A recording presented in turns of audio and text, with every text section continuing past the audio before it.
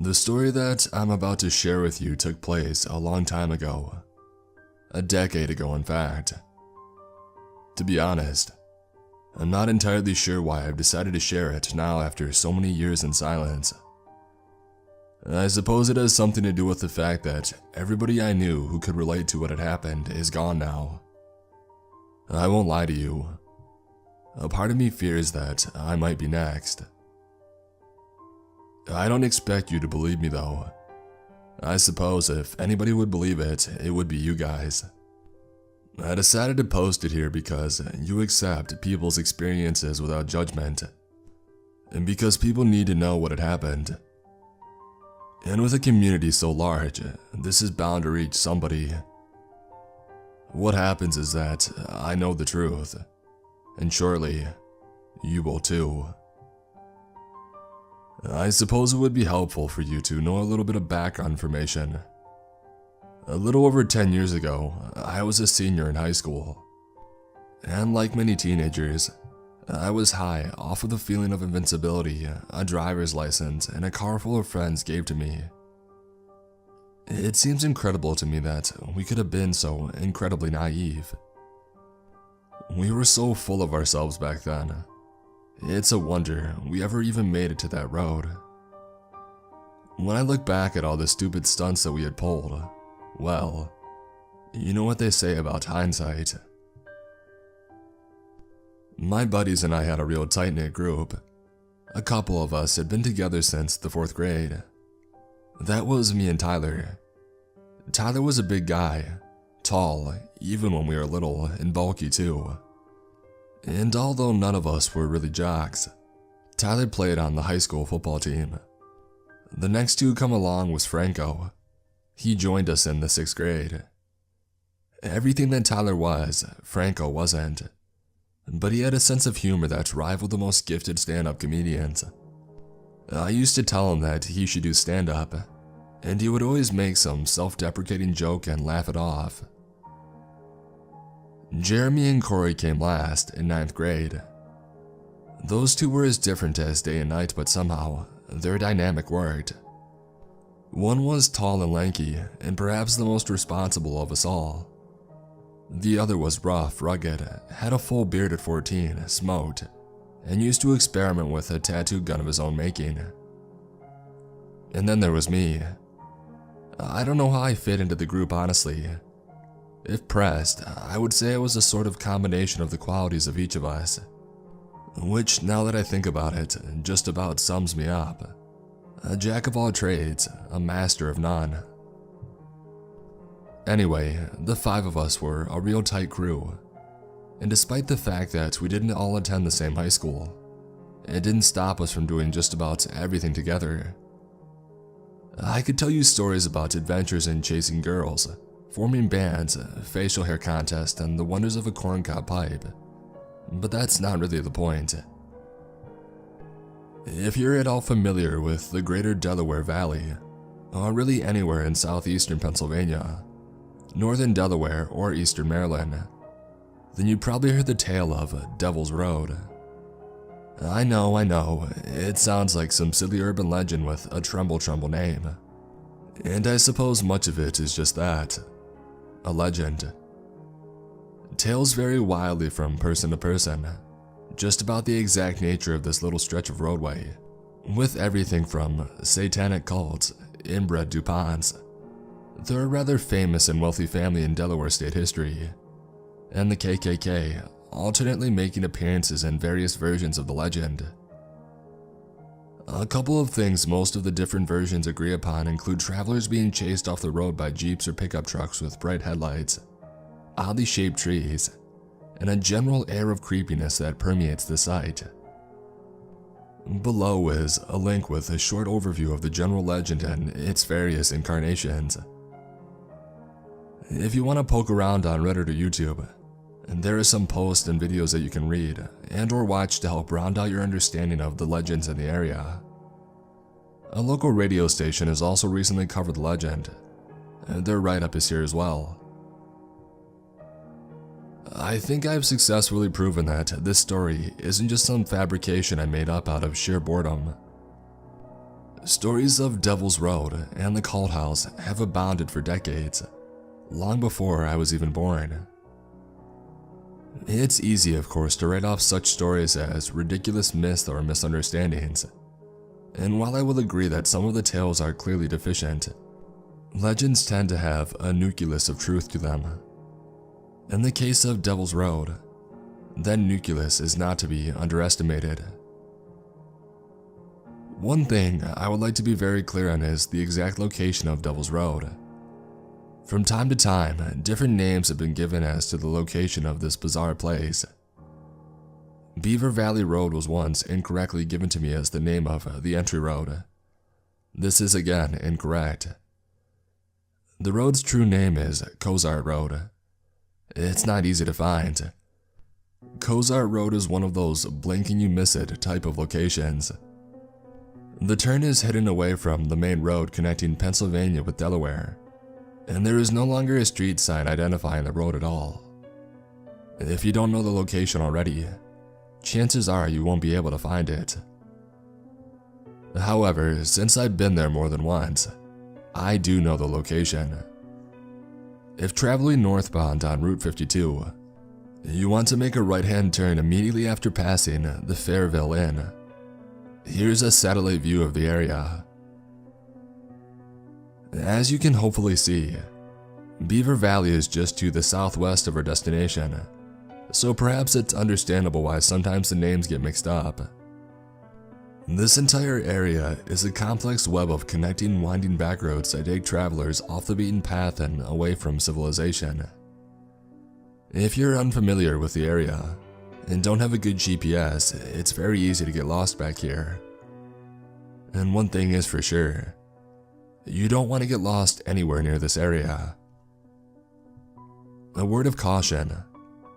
I know many of you enjoy seeking out and exploring places like this.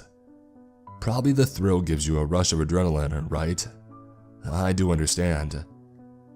That's what drew us to the road a decade ago. Do not try to drive on Cozart Road. I'm not sharing this story to goad you into going there. I'm sharing it with you for my own reasons and to warn you to stay away. Nothing good can come from ignoring my warnings. Besides, no trespassing signs are posted all over the place. You'd be gambling with the law if you got caught, and again, you don't want to get lost or caught in a place like this. As an aside, the Johnston brothers, a notorious Pennsylvania criminal outfit active in the 1970s, murdered 3 teenage boys and buried their bodies on Cozart Road. Those remains, as far as I'm aware, have never been found. The first time I traveled the road was a summer afternoon in 2008 with Franco and Tyler. We were so excited to experience an urban legend for ourselves that our eagerness outweighed our sense. After all, not much excitement usually happens in our neck of the woods. I guess I can't blame us for wanting a little bit of action. And so, we hopped in my car, my old 1998 Hyundai Elantra, and made the drive in broad daylight. That first trip was uneventful. Nothing of note happened on that first drive other than the fact that we missed our turn, like 3 times, and that was before they removed the sign. Except for one thing, each of us seized on immediately. The place had an eerie feel almost as soon as we began to crawl along its path. You might dismiss that as just our imagination. After all, we were kids hopped up on urban legend hype. Of course it would seem eerie to us. Let me elaborate. Route 52, the main road you turn off of to get to Cozart Road, is a busy thoroughfare. You can hear the traffic go by when you make the turn. Once you're on the road proper though, the noise from Route 52 traffic simply ceased to exist. It was as if we had driven into a vacuum where outside contamination wasn't welcome. Like I said before, it was a summer day, and we had all windows of the car rolled down for maximum effect on the road. And we heard not one sound, not one. I still remember Franco's nervous quip like it was yesterday. Geez, who died here? As we traveled slowly down the road, it became painfully clear that this was not a roadway made for convenience. Kozar Road is actually a two-way street, but it's physically impossible for two cars to pass each other. The road is so narrow that it's barely wide enough for a single car. If you do ever happen upon another vehicle moving in the opposite direction, one of you is going to have to back up a long way down a narrow, winding roadway. Yet another reason I do not recommend trying to find this road. Another strange thing that we had noticed were the trees. The legends had mentioned something about the oddly shaped trees, and boy were they odd. Not a single one of them looked like any tree that I had ever seen. The trunks were bent and contorted backwards away from the roadway. You know how trees usually just grow straight up? Well, imagine an endless line of trees on either side of the road contorted crookedly backwards. And even though it sounds crazy, I couldn't help but feel that even nature itself wanted nothing to do with this roadway. I mentioned the unusual silence already. That continued as well. And remember, this was midday on a bright summer afternoon, with all of the car windows rolled down. You would think we would have heard birds, squirrels, anything chirping or rustling in this heavily wooded area.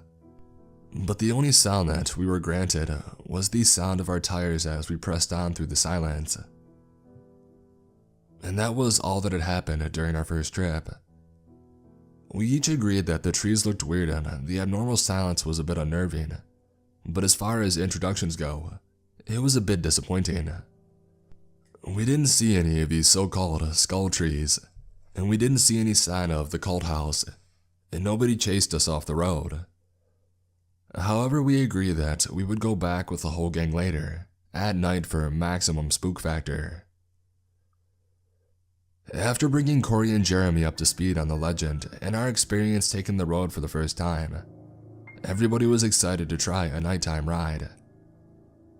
This time, we all packed up into Jeremy's Jeep and prepared ourselves for a late-night adventure with an added twist. This time, we weren't just going to drive down Kozar Road. We were going to get out and walk.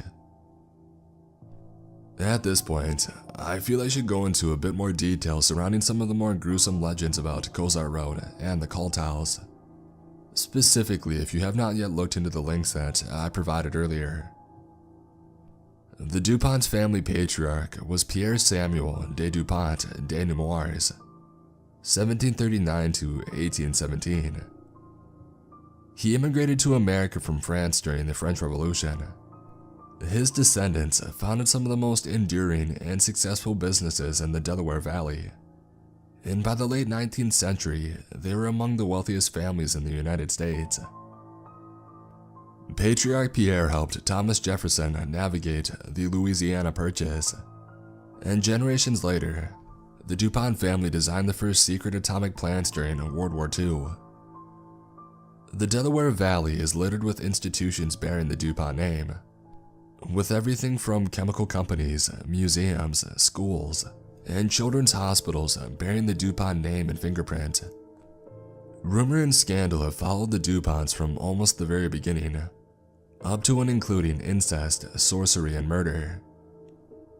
Patriarch Pierre was fond of advocating intermarriage between DuPont cousins to ensure honesty of soul and purity of blood. That much is known for sure. And according to some sources, sometimes the practice extended to siblings. Even generations later, in the early 20th century, the DuPont clan maintained the practice of family marriage, despite the rising tendency towards abnormalities in their offspring and a family weakness for tuberculosis. And this brings me back to the story surrounding Kozar Road. Local legend says that the cult house, which sits high atop a hill overlooking the abnormal roadway, once belonged to the DuPont family. The skull trees refer to locations along the road, beneath the hilltop mansion, where members of the family buried their deformed children. Or as some versions of the story say, offer the living children as sacrifices. Sacrifices to what is anyone's guess. I don't know what I believe about the DuPonts and their involvement in this whole thing. At the end of the day, I can only tell you what I saw and what happened to me directly. I can also tell you that this entire area along the Brandywine River is old. Older than old. European settlement in this area dates back some 400 years, and the indigenous people of the land lived here many centuries before that. Tribes native to the area include the Lenni Lenape, whose name translates to pure original people.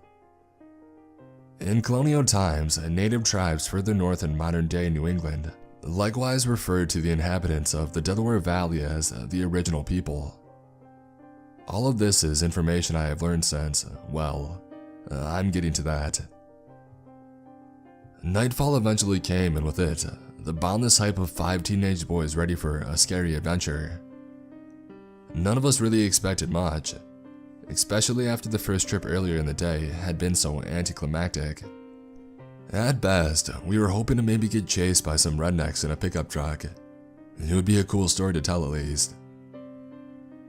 Around 10:30 p.m., we all loaded into Jeremy's Jeep and made our way to the road with the goal of reaching it by 11 p.m.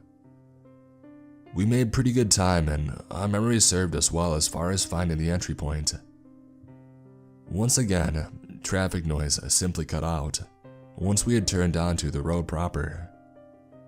No sound, not even the chirping of crickets, gave life to the humid summer air. As we reached a point about 5 minutes into our crawling drive, Jeremy stopped the Jeep so we could get out and explore. It was the deadest quiet that I have ever heard. "Hey, come check this out," Tyler said quickly. We followed him up an embankment where he was kneeling next to a hollow tree trunk. I didn't get a picture of it back then. I didn't own a smartphone in 2008. But I did a little digging, and now I have a photo of the exact tree Tyler pointed out. As you can see, the hollow part of the tree has been cemented in. Now, I'm sure there are plenty of reasons why someone might fill in a little tree hollow with cement and brick.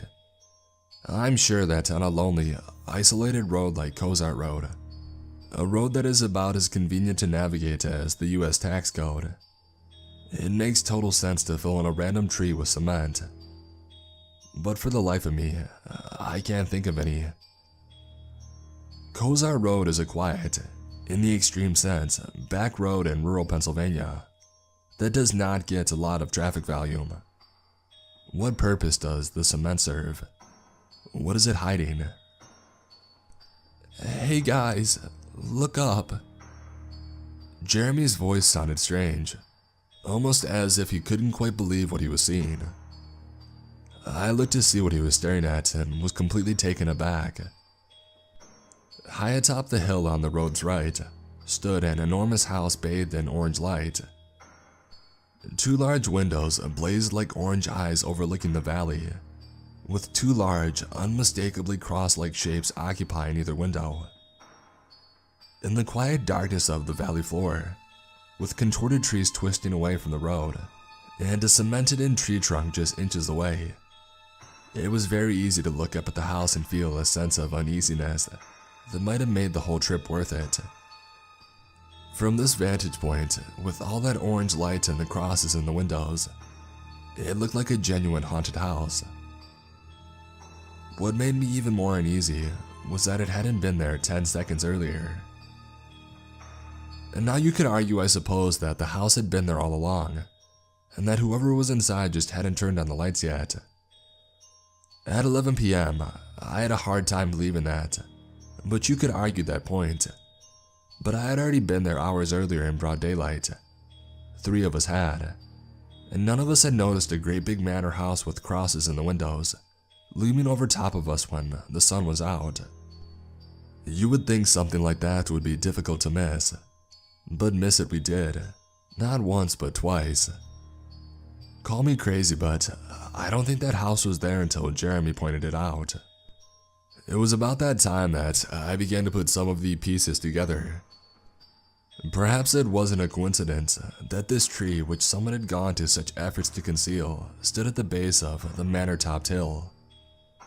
Thinking back to the stories I had read in preparation for the trip, perhaps there genuinely was something to hide. And that was when the baby cried. "Did you hear that? What the hell was that? Shut up, listen." I strained my ears to make sure that I wasn't imagining it. For the first time since we had turned onto the road, there was sound coming from somewhere other than us. The unmistakable wails of a crying baby. It was muffled, as if it was coming from somewhere some ways off. But it was no mistake. All 5 of us heard it. I slid down the embankment closer to the Jeep to see if I could hear it better from there, but if anything, the cries just grew fainter still. Taking their cue from me, the others climbed down off the embankment and we all piled back into the car. You might think us cowardly for not investigating the sound further. What if there was an actual baby in distress? My guess is that whatever we heard was something beyond our help. The Jeep moved at a crawl as we craned our necks to look up to the house on the hilltop. There didn't seem to be any driveways or access roads, so it was a bit of a mystery as to how anybody actually got up the hill to get into the house. We would have kept looking up for who knows how long, had it not been for the ungodly thunder that ripped through the air, making our Jeep rattle and shake like a tin box on wheels. The sound was by far the loudest, most earth-shaking rumble I had ever heard. It sounded like a freight train was roaring through the air above us. The look we all shared with one another as we tried to figure out the source of the ungodly noise and the crying from before was one of confusion and fear. We had come here to be freaked out and entertained. The road was paying us in fear. At someone's urging, I forgot who it was, Jeremy kicked his Jeep into gear and began to drive away a little faster than before. The rumbling had stopped as suddenly as it had begun, leaving the night deathly still and quiet once more. We nearly crashed when Jeremy slammed his feet on the brakes as something came out from the tree line on our left and into the middle of the road. A goat stood there looking at us. It was pale white and would have stood out in the darkness, even without our headlights shining on him. It wore no collar and no bells. It didn't chew its cud like goats tend to do. It simply gazed at us, and we at it. It seemed to look right through us. I've never been frightened by a farm animal before, but I didn't like that thing one bit, and I felt like it didn't care for us either. We sat there in silence, 5 teenage boys staring down a pale goat on a deserted road that had given us more than our share of creeps for the night. And then it bleated at us. It was the worst sound that I had ever heard in my life. It bleated the sound of a crying baby.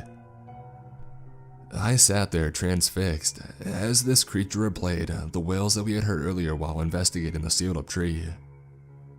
It bleated continuously, each new sound louder and more aggressive in its agony than the one that came before it. Our ears rang with the plaintive whining of frightened babies so loudly that we actually covered them with our hands. Franco buried his head in his arms and shuddered in his corner in the back seat. When it was over at last, the goat gave us one last piercing stare. I could have sworn that it smiled. Without warning, it took off up the hill in the direction of the mansion.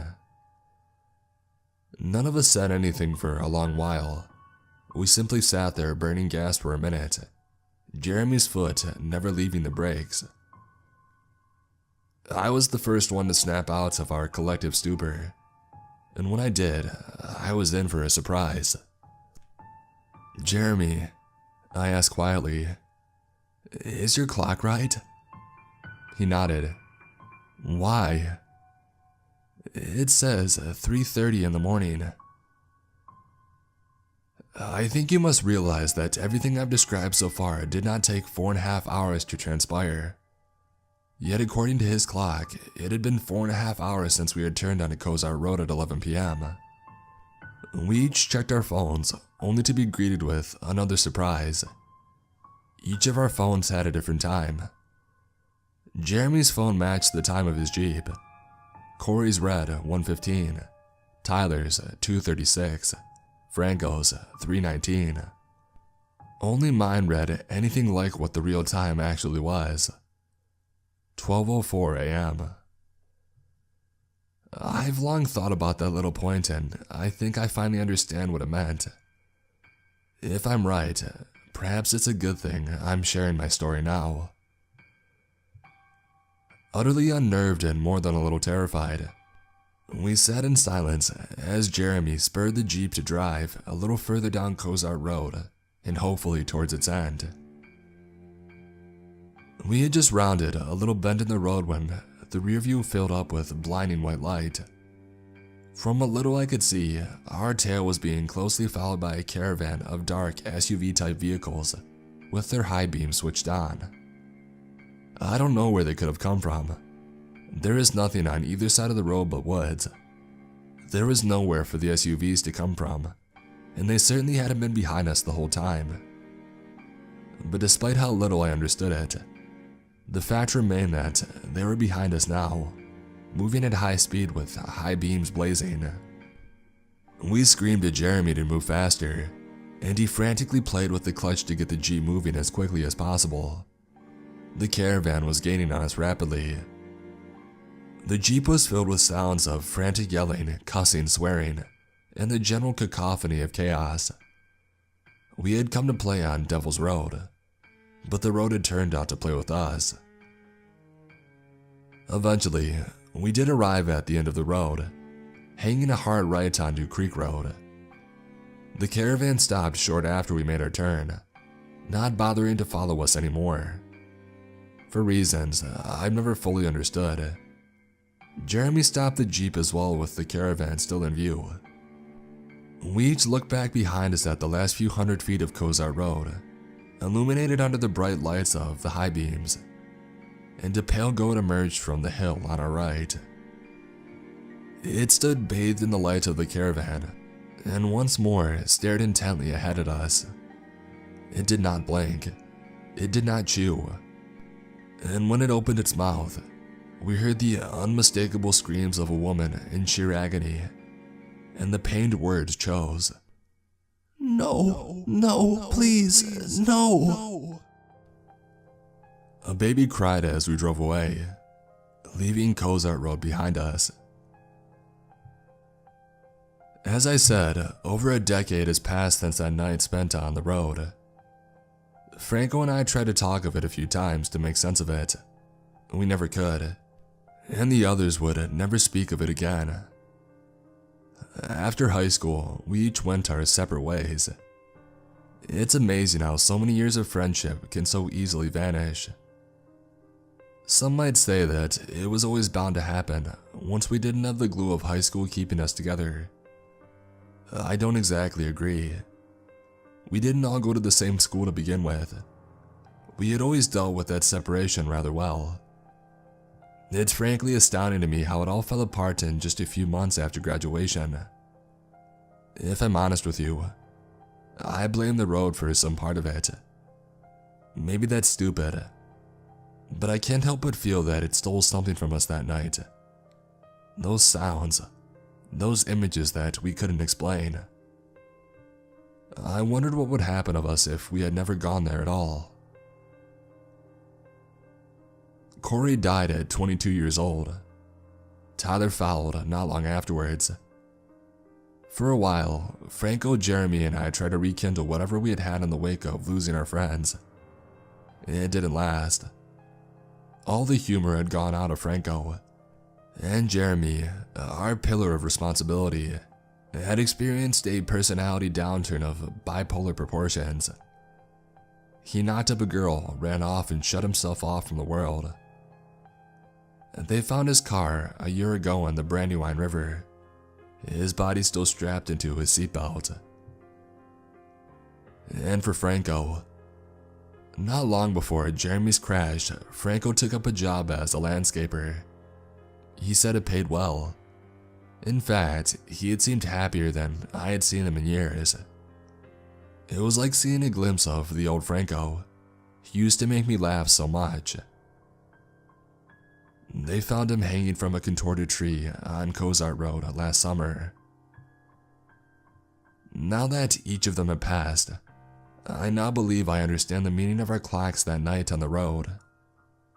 Only one clock kept the right time. Only one person has lived long enough to have a reasonably happy life. Only one person has kept going long enough to tell you what had happened, and hopefully to convince you to leave well enough alone. Because nothing good can come from chasing after legends. Recently I decided to do the unthinkable. Early this past autumn, I returned to Cozart Road. The road sign had been taken down, but I would never forget this place. I wasn't foolish enough to go at dark this time. I decided to go alone in broad daylight. I would be dragging no one along with me this time. The road sign isn't the only thing that has been removed. I knew from my research and participation in online forums that Cozart Road had seen an increased police presence in recent years. They say it's because residents of the quiet, peaceful street have complained about unruly adventure seekers disturbing the peace. I don't really believe that's really it, but that probably does play a minor role. The cement tree has been cut down, and this is what it looks like now. If the police sought to end the mystery of this place by cutting down the tree, they were sadly mistaken. The mystery endures.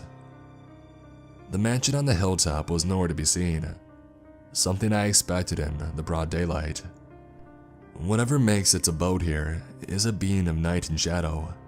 I'm certain of it now. I don't know what involvement, if any, the DuPonts have ever had in the mystery of Cozart Road. It's possibly they were only scapegoats this entire time for something far bigger and more ethereal than themselves. But then again, maybe those rumors have followed them all these centuries for a reason. Maybe they do have a role to play. Then again, maybe the family DuPont, who cast so long a shadow in my local history, and in American history in general, are merely pawns in something larger. Maybe it was a coincidence that the Johnston brothers killed those kids and buried them here, and not somewhere else. Maybe it's a coincidence that the last known locations of each of my friends was either on this road or very close by before their bodies were found. But I doubt that. One thing my research has taught me: this place is old, older than the United States, older than Pierre Samuel DuPont, older even than the pure, original people who once roamed this land. Whatever is here, it was here before us, and it will be here after us. And that's especially true if you think you would like to play with Devil's Road. The road is not a toy to be explored for your amusement. We learned that to our sorrow.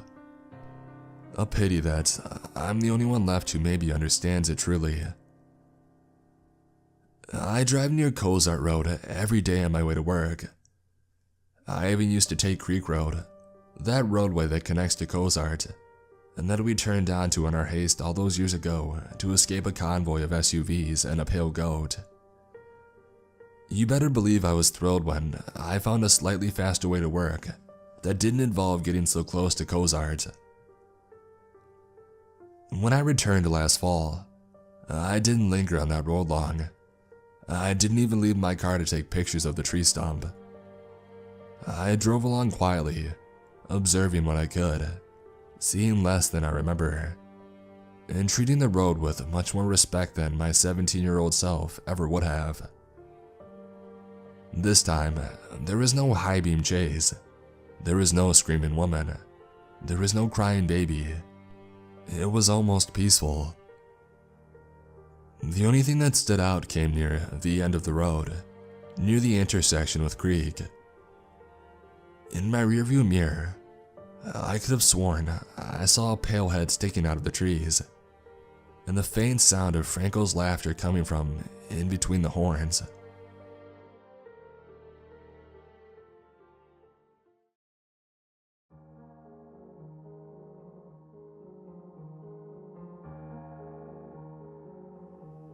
My name is Joseph Cooper. I was a police officer in the town of Jimsville, Tennessee. If you're curious why the town doesn't show up in any Google search results, I'm gonna tell you why. It was an ordinary day at the station. I was doing my usual rounds of paperwork before heading home. Susan, one of the 911 operators, informed me about a call from a man named Marshall. The reason being an attempted child abduction. "Alright, I'll take care of it," I said, getting in my cruiser. It was a 5-minute drive to get to his house. 2 other officers were already there. The distraught man was speaking to them about the incident. I walked up to him to ask him about what had happened. He told me that a man had emerged from the bushes when his 7-year-old daughter, Josie Flynn, was playing on her swing set. The description of the subject was that of a fairly tall, average-built Caucasian man, in his mid-20s with short, well-kept brown hair and blue eyes.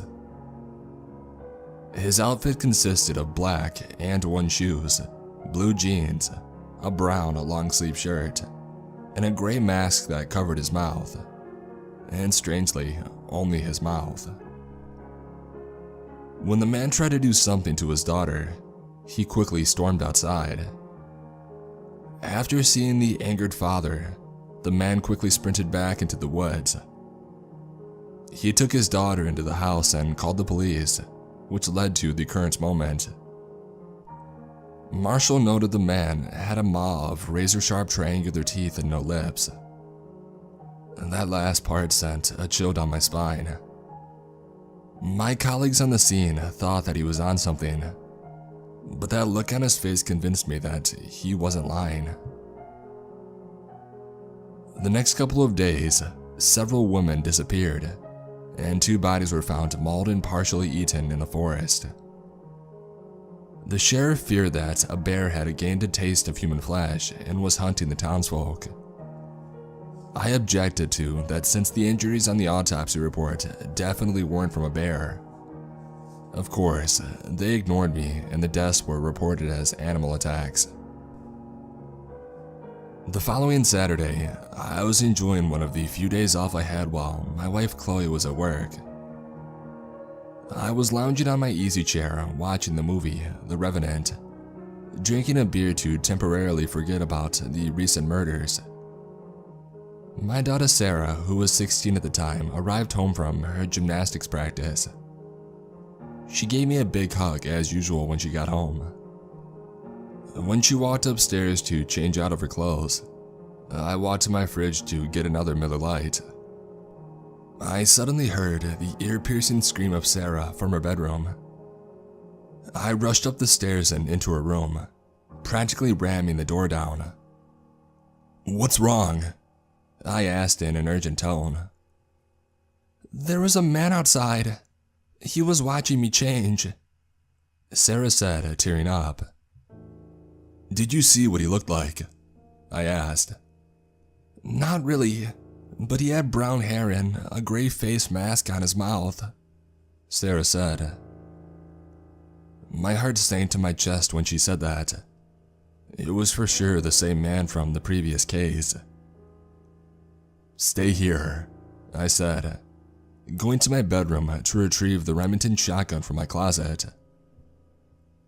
I went out to the backyard, pumping the shotgun as I yelled for whoever it was to come out with their hands up. There was no response. I searched the entire yard for 3 minutes to find no one in sight. Although I know Sarah would never lie about something like that, I went back into the house to comfort her until their mother returned. Now that the same man from the Marshall Flynn case paid me a visit, I was fully convinced that he was responsible for the killings. And sure enough, the following Tuesday, the remains of a missing young boy, Jared Hancock, age 10, were found in the forest preserve. His lower torso was completely missing. The smell of decaying flesh hung in the hot air. Even the homicide detective, Joshua Rogers, vomited his lunch upon seeing the poor boy. "You got a clue of what the hell did this?" I said. "To be honest, I have no idea myself. Whatever did this definitely wasn't an animal. A person chopping this boy in half isn't a far stretch, but there's no way they would bother with such a precise cut," Joshua said. "So what the hell does that mean?" I said. "That whatever we're dealing with is something supernatural, I'm sure of it," Joshua said. Even though I believed him somewhat, there was no way in hell we would have been able to convince the superintendent or the sheriff. I and Joshua left the crime scene to execute the grim task of informing the Hancocks of their son's death. They predictably sobbed uncontrollably, Miss Hancock especially. After they calmed down, Joshua asked them questions regarding their son's disappearance while I was using the bathroom. They said Jared was spending the night at a friend's house. When they were playing in the backyard was when he went missing. Before we left, Miss Hancock pleaded with us to find the monster that had brutalized her son. We promised to do whatever we could to find them. When we left, I was welcomed by Sheriff Michael Douglas leaning against my office door. "Hey, Sheriff, what's up?" I said. "Oh, hey. I don't know how to say this, but I came down here to tell you something from the superintendent.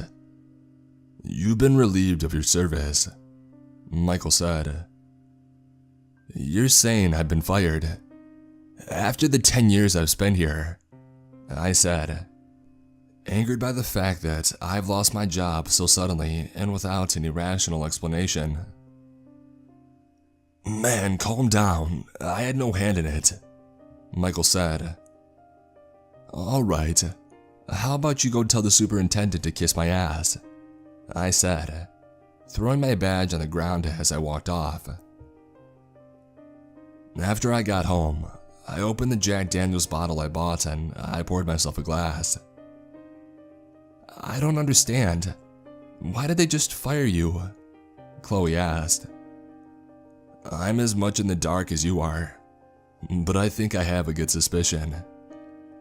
It's because of this mystery man that we're trying to track down. I must have known too much of what they're trying to cover up," I said. But despite losing my job, my promise to Miss Hancock was still there. Job or no job, I would hunt down whoever or whatever it was that was killing these people. "Well, I know what will make you feel better," Chloe said, taking me 4 seconds to figure out the implication. Since Sarah was visiting a friend, I figured why not. I won't go into too much detail for obvious reasons. We were about to get into things when I heard a knock at the door. I immediately stopped what I was doing to walk towards it. "Is that Sarah?" Chloe asked, somewhat frightened. "It can't be. Whatever happens, stay right behind me, okay?" I said to Chloe, grabbing my hunting knife from a hidden compartment in my nightstand. When I slowly opened the door, it was Joshua, surprisingly in civilian clothing. "Whoa, man, it's just me," Joshua said after seeing me with the knife. "Oh, sorry. I thought you were the thing," I said, embarrassed while my wife was putting her shirt back on. I sheathed the knife and I hooked it on my belt holder. "Was I interrupting something?" Joshua said, hiding a little smile. "Oh, no, not at all. Please come on in," I said as I shut the door after he walked in. "You want a coffee?" asked Chloe. "Sure, thanks, Miss Cooper," Joshua said as he sat on the sofa while I sat across on my easy chair. Well, man, you won't believe this. They fired me the day after you, Joshua said. You too? This seals it. They know something that we don't, I said as Chloe gives Joshua his coffee. That's what I was thinking. The way I see it, we are gonna have to hunt down this thing ourselves. And I know just the guy who can help us out, Joshua said. Who? I asked. Old Man Perkins, Joshua replied. You mean that Vietnam veteran, Rodney Perkins? I said. Yup. Word around town is that he's a bit nutty, but still pretty dependable. He told me yesterday that he thought he saw our suspect by a creek near the forest preserve, and said that he would come along with us in our hunt, Joshua said. He saw it? I asked. Apparently so, Joshua said.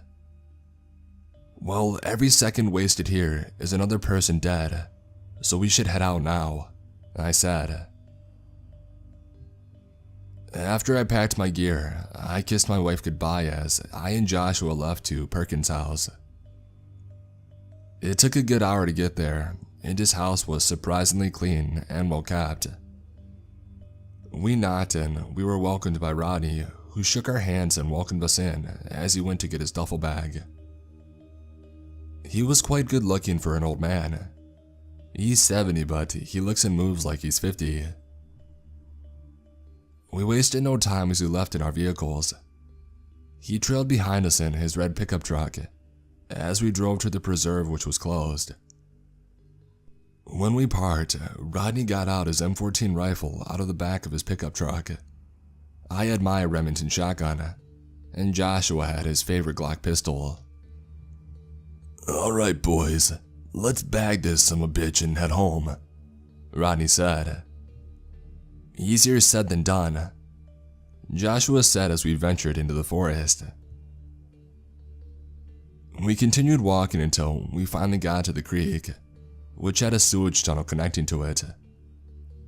Hey guys, look, I said, seeing something shiny in the water.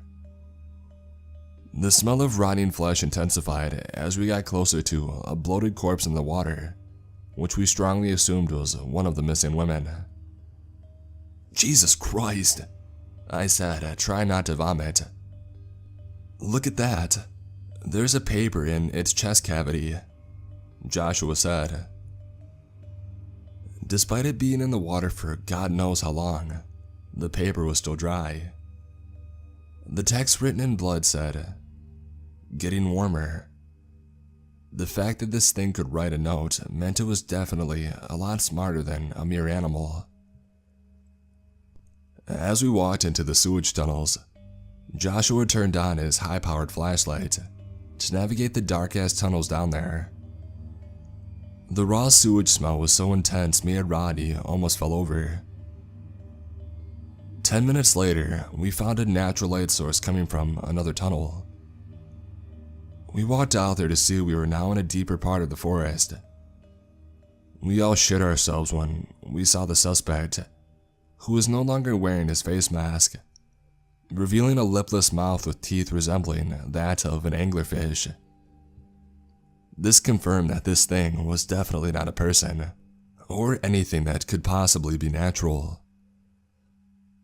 Somehow Josh still had the balls to tell him to put his hands up, which only made the beast laugh. "Oh, not to worry. I only summoned you all here to talk," said the creature, who was obviously lying, but his voice was surprisingly soothing and calm for being quite deep. "If that's so, tell us what the hell your name is," Rodney said. He paused for a second, seeming surprised as if it was the first time that somebody asked his name. "I have many names, but you may call me Wahasha." I had no idea what the hell that name meant, but I knew that it was Arabic. Now that that's out of the way, why are you eating our locals? Joshua asked. I saw him clenching his fist, barely containing his rage towards this unearthly thing. Oh, it's nothing personal. It's just the taste of your flesh is so satisfying. It's like what you humans call pigs. It's the best I've had since I crashed on this planet, Wahasha said, his choice of words genuinely unnerving me. Crashed? What do you mean by that? I asked. Well, I guess I have no reason to hide anything now, so I'll tell you. 7 million years ago, I had crashed in an asteroid on this planet when humans were just starting to appear. I hibernated until the first civilization started popping up on Earth. I eventually woke up and started feasting on whatever I could eat, including humans around 3100 BC, before hibernating again around AD 226. I eventually settled down on the landmass that would eventually become this little shithole town. After waking up again in 1837, I routinely fed on the locals here before I hibernated again. And now, here I am. Strangely, not even I fully know my own origin. I couldn't believe what I was hearing. This thing was a damn alien. Old as humanity itself, probably older. Rodney's mouth was dropped the whole time by what we were hearing. So then why did you kill the little boy, huh? Why him? I yelled. That I have no obligation to answer, Wahasha replied. An enraged Josh promptly shot him in the chest with his pistol. Wahasha screamed in pain as purple blood oozed from his wound, sizzling like acid when it dropped to the ground. Black horns then started to grow from his head. His mouth opened wider as he sprinted at an inhuman speed towards Rodney, clearly pissed off. He tackled Rodney to the ground, trying to bite his neck with his large jaws. I fired my shotgun at it in a vain attempt to get it off. Josh tried to pull him off, only to be smacked to the ground with his hand, which now had elongated, sharpened claws. After one more shotgun blast to its back, it finally got off of Rodney. It dropped to the ground in a mangled mass from my shotgun blast. "Did you get him?" Rodney asked. "I think so," I said. Suddenly its hair began to fall off its head, as its skin turned a light gray with a hint of purple, and then it suddenly turned into some frail, gargoyle-like thing. "No, please, spare me," begged Wahasha, coughing up purple blood as it tries to limp away.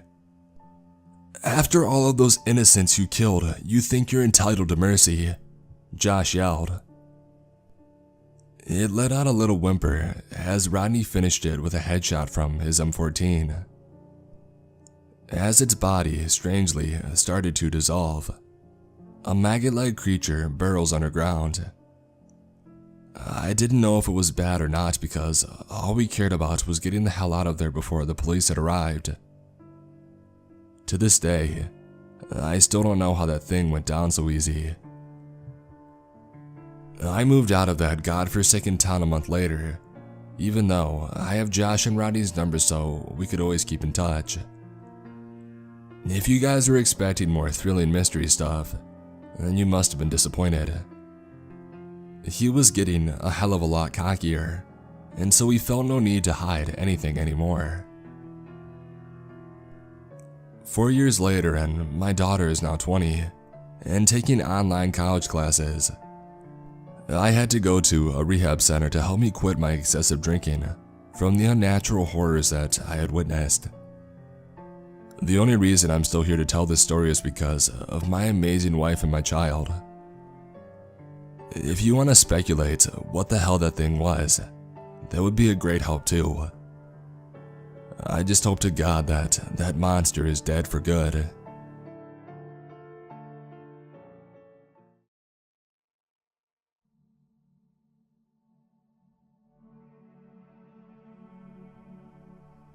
I've heard a lot of stories from my grandfather.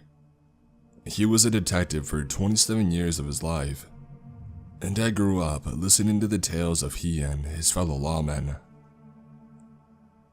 As a child, he obviously amended the stories quite a bit to make them age-appropriate.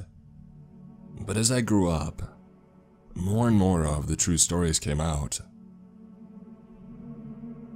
Starting about 2 years ago, my grandpa got sick. He's been on a slow decline ever since, and while it's been one of the hardest things I've ever had to deal with, his illness acted as the catalyst for a set of stories he'd never before brought up. He said that he had kept them filed away deep in the folder he doesn't like to open. He calls them the impossible ones. But this last one, the one that he told me last night, he said it's the one that still keeps him up some nights. The one that he thinks about every day. He said he looked over the case files more times than he can remember. Done a full re-examination of it all more times than he can remember. And it never makes any more sense. He says he only told me now because he can feel in his bones that he doesn't have a lot of time left. I recorded him telling me the story, so what follows is my transcription of the case verbatim. I've only excluded his coughing fits and any off-topic remarks made during the telling of the case. The case was a murder-kidnapping. At least that's what it looked like. And it was me and Olsen. I've told you about him. There is a family, the Nebels. There was Benjamin, the husband, Jennifer, the wife, and Katie, their 6-year-old daughter. One of their neighbors had gone out for the paper around 6 a.m. and saw the Nebels' front door wide open. When she went over to see if everything was okay, she saw the wife's body. The neighbor called 911, and eventually we were sent over there. Now, when I say there is no outward signs of a struggle, I mean it. There is no sign whatsoever that anything had happened. Well, except for the dead body. But even her body, there were no wounds, no marks of any kind. I'm getting ahead of myself. On our way to the house, it came over the radio that the husband and daughter were unaccounted for. If you're thinking, the husband did it, we did too, obviously. Problem was, both the family's cars were still in the garage, so we think they might have left on foot. Some officers canvassed the neighborhood, and no one had seen them, including 2 neighbors that were on their porches for hours starting in the early morning. No one had heard any kind of commotion coming from their house, either. I mentioned the wife's body. She didn't have a hair out of place. She was on her back in the kitchen. About a third of her upper body was under the table. We found out after the autopsy that, well, she had just died. There was no cause that they could find. She had been a perfectly healthy woman. Didn't smoke, didn't drink, ate right, exercised. It was like she had just blinked her eyes and gone from alive to dead. Anyways, we searched the house. We went through it with a fine-tooth comb, basement to attic. Found nothing. No evidence of a struggle, no weapon, nothing. And so we left. We had spent hours in the house. Thought maybe we should come back in a day or two with some fresh eyes. We went over to where Benjamin worked. He was a supervisor at a lumberyard. According to his coworkers, He had shown up at work that morning just before 5 a.m. When he got in, he worked on this narrow crate thing that he was building in his office. Something he had told his coworkers was a project for his house. According to the other morning supervisor, he had only built about half of the thing. Around 6:15, he said he was running to the bathroom, and that was the last anybody saw him. They never saw him leave. While we were at the lumberyard, I realized that I had left my notes at the house. We drove back over there, and we got there while they were taking the wife's body away. As soon as we had walked in, the stench hit us like a bus. It was what a newly discovered but long-dead body smells like. We knew it obviously couldn't have been the wife. We asked a few of the officers and forensic folks that were still at the house what the smell was, and they told us that it had only started a few minutes before we had gotten back there. I'm not exaggerating when I say the smell was everywhere in the house. I've smelled some dead ones before, but this smelled like every wall in the place was lined with corpses. Pretty quickly, we found that the smell was strongest leading up to the attic. And now I told you before, we had checked the attic. I checked it myself probably 5 times. But we went back up, me and Olsen. I was up the little pull-down ladder first, and when I poked my head up, I saw something. I saw a piece of wood. Like a box, a crate. It was shaped kind of like a rifle case, maybe 3 feet tall, 2 feet wide, maybe 6 inches deep, rectangular. It was standing straight up, and there was blood leaking from it. We called the photographers and all the people in there. They all do their thing, and finally, they pull out all the nails and open the box. Out falls the husband. Think about that. This guy was maybe 5'10", 140 pounds, and he was put in a 3 foot by 2 foot by 6 inch crate. His bones were just a mess. His insides, all of his organs, they were flattened. They were just wet, squishy pieces of fabric, almost. He was stuffed in there like, I don't know what like. He was just a rectangle of blood, skin, and parts. His skin had the discoloration of a body that had been dead for about 2 weeks, which obviously didn't make any sense, since they had seen him at work that morning. He was also missing his eyeballs. We were standing there trying to rationalize the whole situation when something caught everyone's ears at the same time. A little girl's voice calling out for help.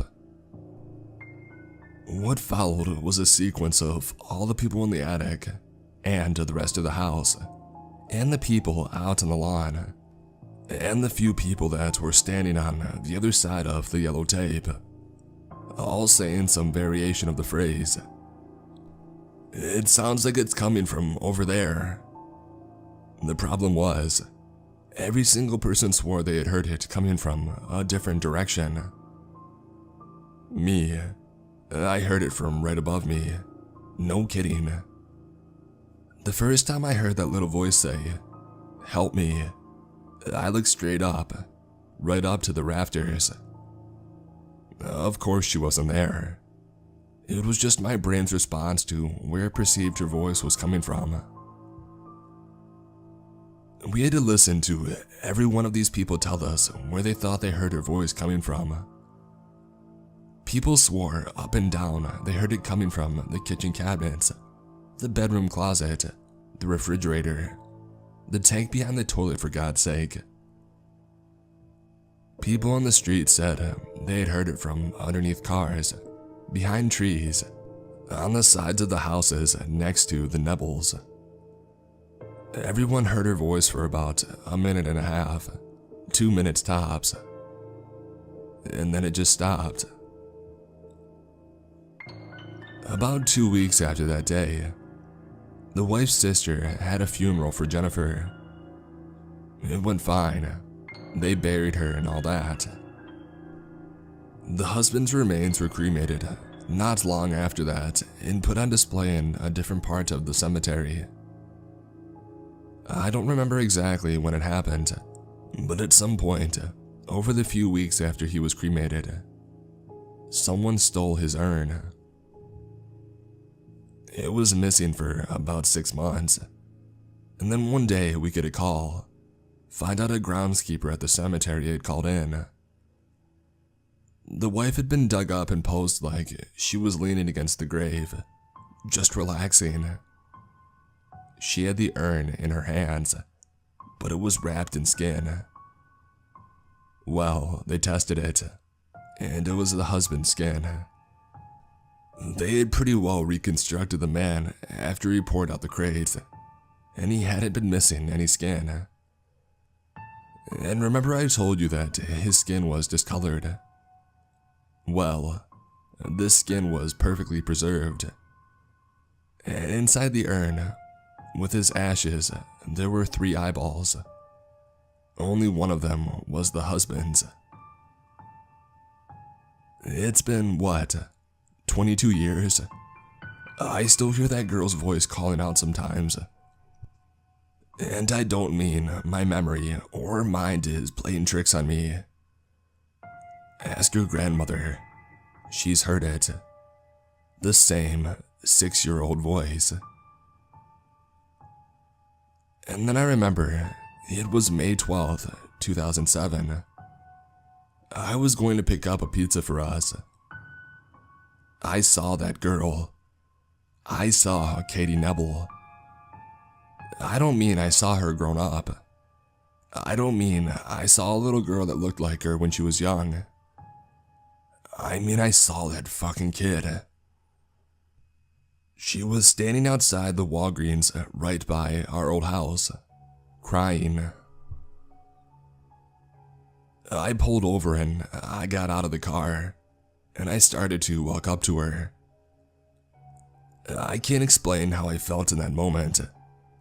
I was nauseous. I was so afraid. Terrified. More than I've ever been. She looked right at me and said in that same voice, "Help me, please." I don't know what the hell happened, but she just disappeared. I never took my eyes off of her. She was just there 1 second, gone the next. I thought I was losing my mind. I was seriously worried about my mental health. But then, about an hour after I got back home, the phone rang. It was Olsen. I hadn't talked to that son of a bitch in 5 years, and he called me that night. Said that he saw Katie Nebel sitting on a bus stop bench, crying. He lived on the other side of the country. He killed himself the next day. There's never a good ending to these stories, I know. If there was, they wouldn't be the impossible ones. I would have figured them out one way or the other. And I know I've told you some others, but that girl's voice still wakes me up in the middle of the night. Sometimes I hear it from downstairs, sometimes from the bathroom. Sometimes I'll be laying on my side, facing away from your grandmother, and it'll sound like it's coming from her mouth. We never found a trace of that girl. Nothing. I told you what they do with those cases. God damn it. I'm sorry. That's it.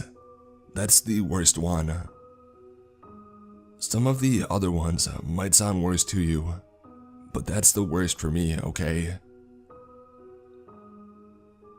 He told me that he didn't want to talk about it anymore, and said now that he told me, he would never talk about it again.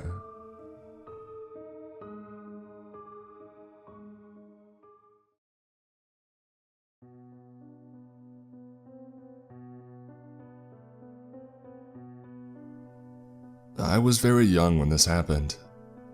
I don't remember much. I suppressed most of the memories from those months. Now, I won't bore you. I want to get this out. I know what will happen when I post this. They know who I am. They just never thought that I would speak. They were wrong. I'm just going to cut to the chase. April 23rd, 2008. I had just turned 13 when my parents had died. The cop knocking on the door, my grandmother hearing the news and sobbing her eyes out. The crash, the fire. I lost it. I stood in my room, moping for hours. I couldn't handle the stress. I was a blank face for weeks. Nothing seemed to be enjoyable anymore. My grandmother got very worried. She took me to see a grief counselor a week later, and I was diagnosed with depression. I went about my day as well as I could, going to school, eating out with friends. It could have been pleasant if I wasn't forced to by the counselor. How I hated her. As usual, I was walking home from counseling like every other Wednesday. I was tired and I just wanted to get home and sleep. I was not one for talking about emotions and I hated every session. I turned down onto Harper Street when the black minivan rolled up next to me. It was a slow night in November and nobody was out on this quiet road. The minivan abruptly stopped next to me. Men in comfy clothes hopped out. "Hey kid, stop," one in a hoodie said. He had the hood down, covering his face in dark shadow. I faced them. "What do you want?" "You're coming with us," he said flatly. "No, screw off." I started walking again at a quicker pace. I heard the van start rolling after me. And then I was slammed to the ground. I knew what their intentions were. At first I did, but I would not expect what was to come. I felt the sack go over my head, and I squirmed as they lifted me and tossed me into the van. I tried screaming out, but one of them socked me in the face. I went out. I woke up to find myself still in the car, my hands tied. Everything was jet black under the sack. How long had I been out? I could hear the men in the car talking. My head rang and I couldn't make out everything though. The car made a sharp right and I rode against the door and I groaned in pain. The men didn't react. I don't know how long I was in that car. It could have been hours or just a minute. Time was irrelevant at that moment. After however long had passed, the car stopped. I heard the door slide open and click. I was picked up by my arms and dragged out. I could hear lots of chatter and voices. I heard screaming and crying. And then I was tossed into a small room. The sack was ripped off. But before I could get a look at the face of my captors, the door slammed shut. I was in a small room with padded walls and a small cot with no sheets. What the hell? I looked through the tiny window of the door first thing. What I saw shocked me. Other doors stretched down the hall as far as the eye could see. At least that's what I could see from my window. Other eyes stared hatefully from the other windows. I looked at them in a trance. What had these people been through? Why us? I saw two men in black with helmets walking down the halls, guns at their sides. I ducked back down as I saw the others do the same. I cowered in the corner as one of the guards looked through the tiny window. He sneered and he walked on. I heard a commotion down the hall. An irritated voice rang out. I heard fast-paced footsteps running back towards me. The guard came back, fumbling with his keys. He opened the door and he rolled his eyes. He had pale skin and a slight stubble. He grimaced down at me and he hoisted me up. He grabbed a sack from a hook on his belt. "No, no, no!" I cried out as he put it over my head. I struggled and I managed to land a kick to his ribs. He let out a loud grunt and shoved me against the wall. Another guard rushed in. The second guard pinned me to the wall as the first guard put the sack over my head. "What do you want from me? Please!" I screamed. They tossed me on some sort of cart. They didn't talk through the entire process.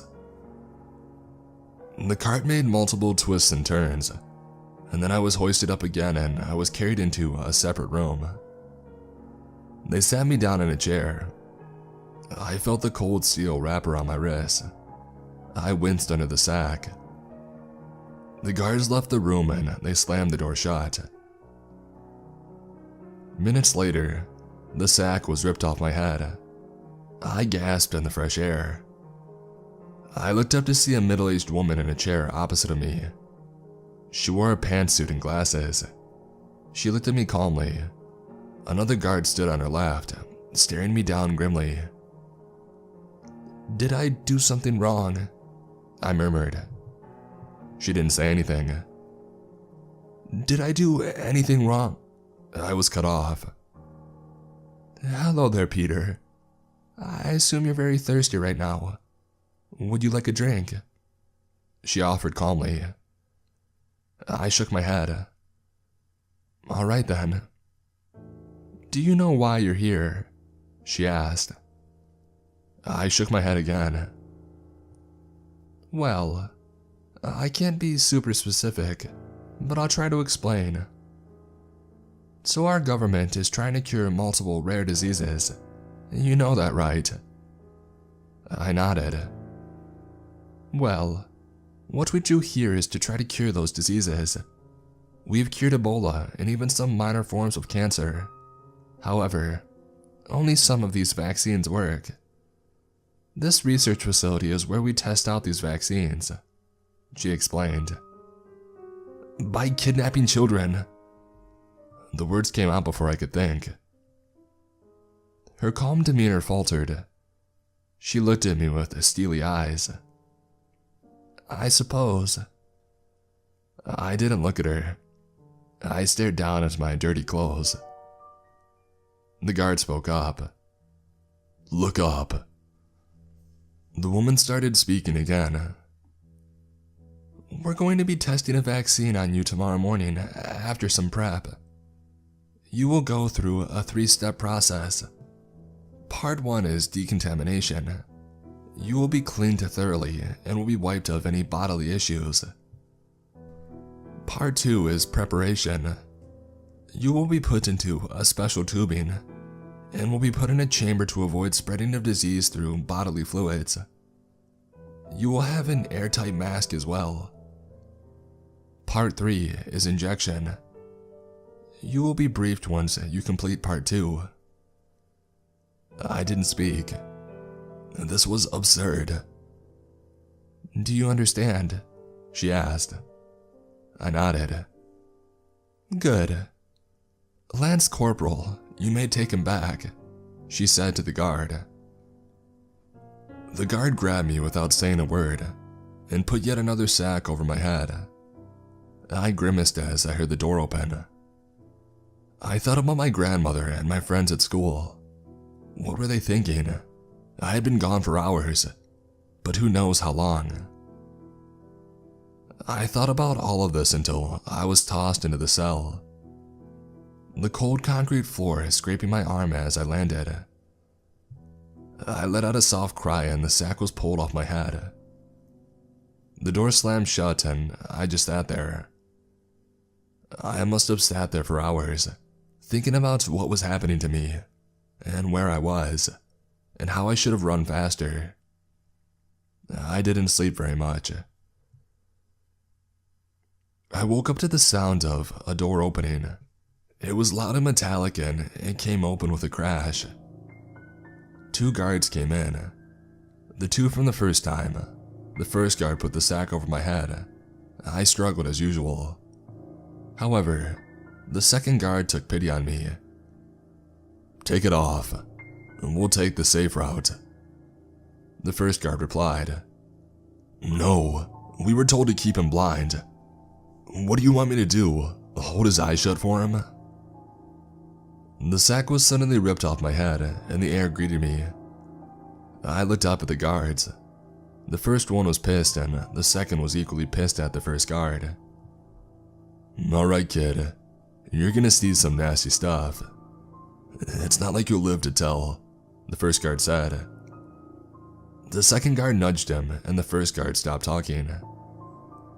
Even in the horror of the situation, I could feel the awkwardness. They hauled me up by my arms and sat me on the awaiting cart.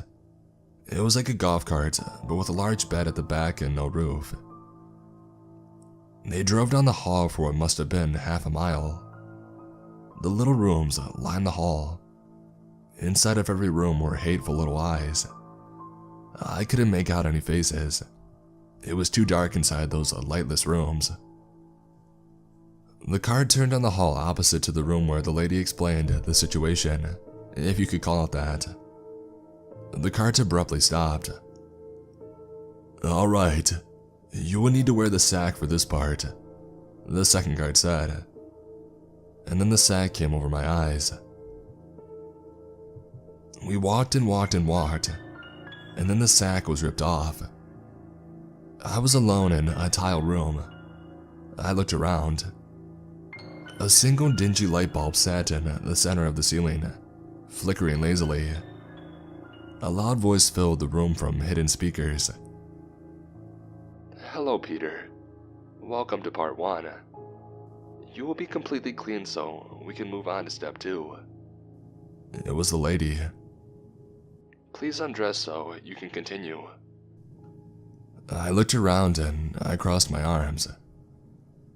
"Peter, if you don't, there will be consequences," she said. I took off my clothes. Who knows what they would have done if I didn't. "Good. Now you will take a very special shower with distilled water. The water will make it easy to inject said vaccine," she explained.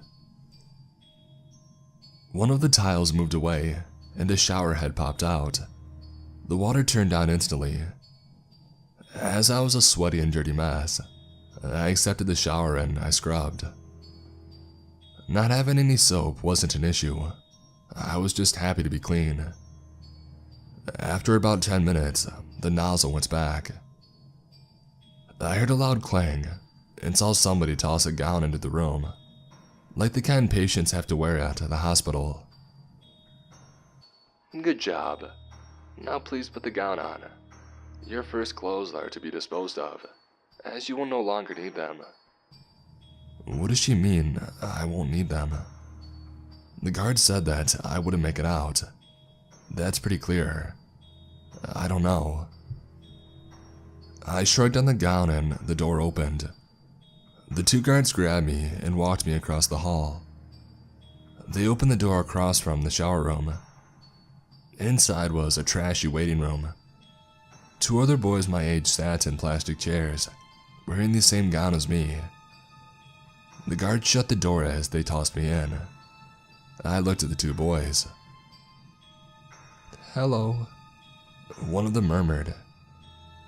"Hi," I replied. I guess I wouldn't be alone during whatever happened next. Or I could at least hope so. I'm Ryan and that's Sean, he said. I'm Peter, I replied, saying my own name. How long have you been in here? 3 days, he said. Sean, well, he's been in here for months. Always refused. I don't know what they did to him, but he's pretty static. Yeah, static is the word. Sean's mouth moved slightly. He sat unblinking, staring straight ahead. So, how did they get you? He asked. What do you mean? I looked at him. How did they, get you? You mean kidnap me? Yeah, he rolled his eyes. They put a sack over my head and tossed me in a car. How about you? Same, he replied. He looked down at his shoes. I took a seat at the chair across from him. A motel painting hung on the wall above my head. Sad. We all just kind of sat around for a while. Nothing really interesting happened. Unless you count Sean moving his head for the first time in 15 minutes interesting. Then it was pretty boring. I didn't complain though. It was nice to be in others' company, even if it was against my own will. I was starting to doze off when the door opened. We were all pulled up and put into a single file line. We walked down the hallways and were put into a room where 3 cylindrical pods sat. I knew what these were. Hopefully, it wouldn't be my coffin. Hello. Now we are on to phase 2. Please insert yourself in the pods. The staff will then help you buckle up and get your masks on. It was her again. Her voice was eerily cheerful. Ryan and I got into our pods, not wanting to know what would happen if we didn't. Sean just stood there, but not for long. A woman in a polo shirt and khakis rushed in and got him into his pod.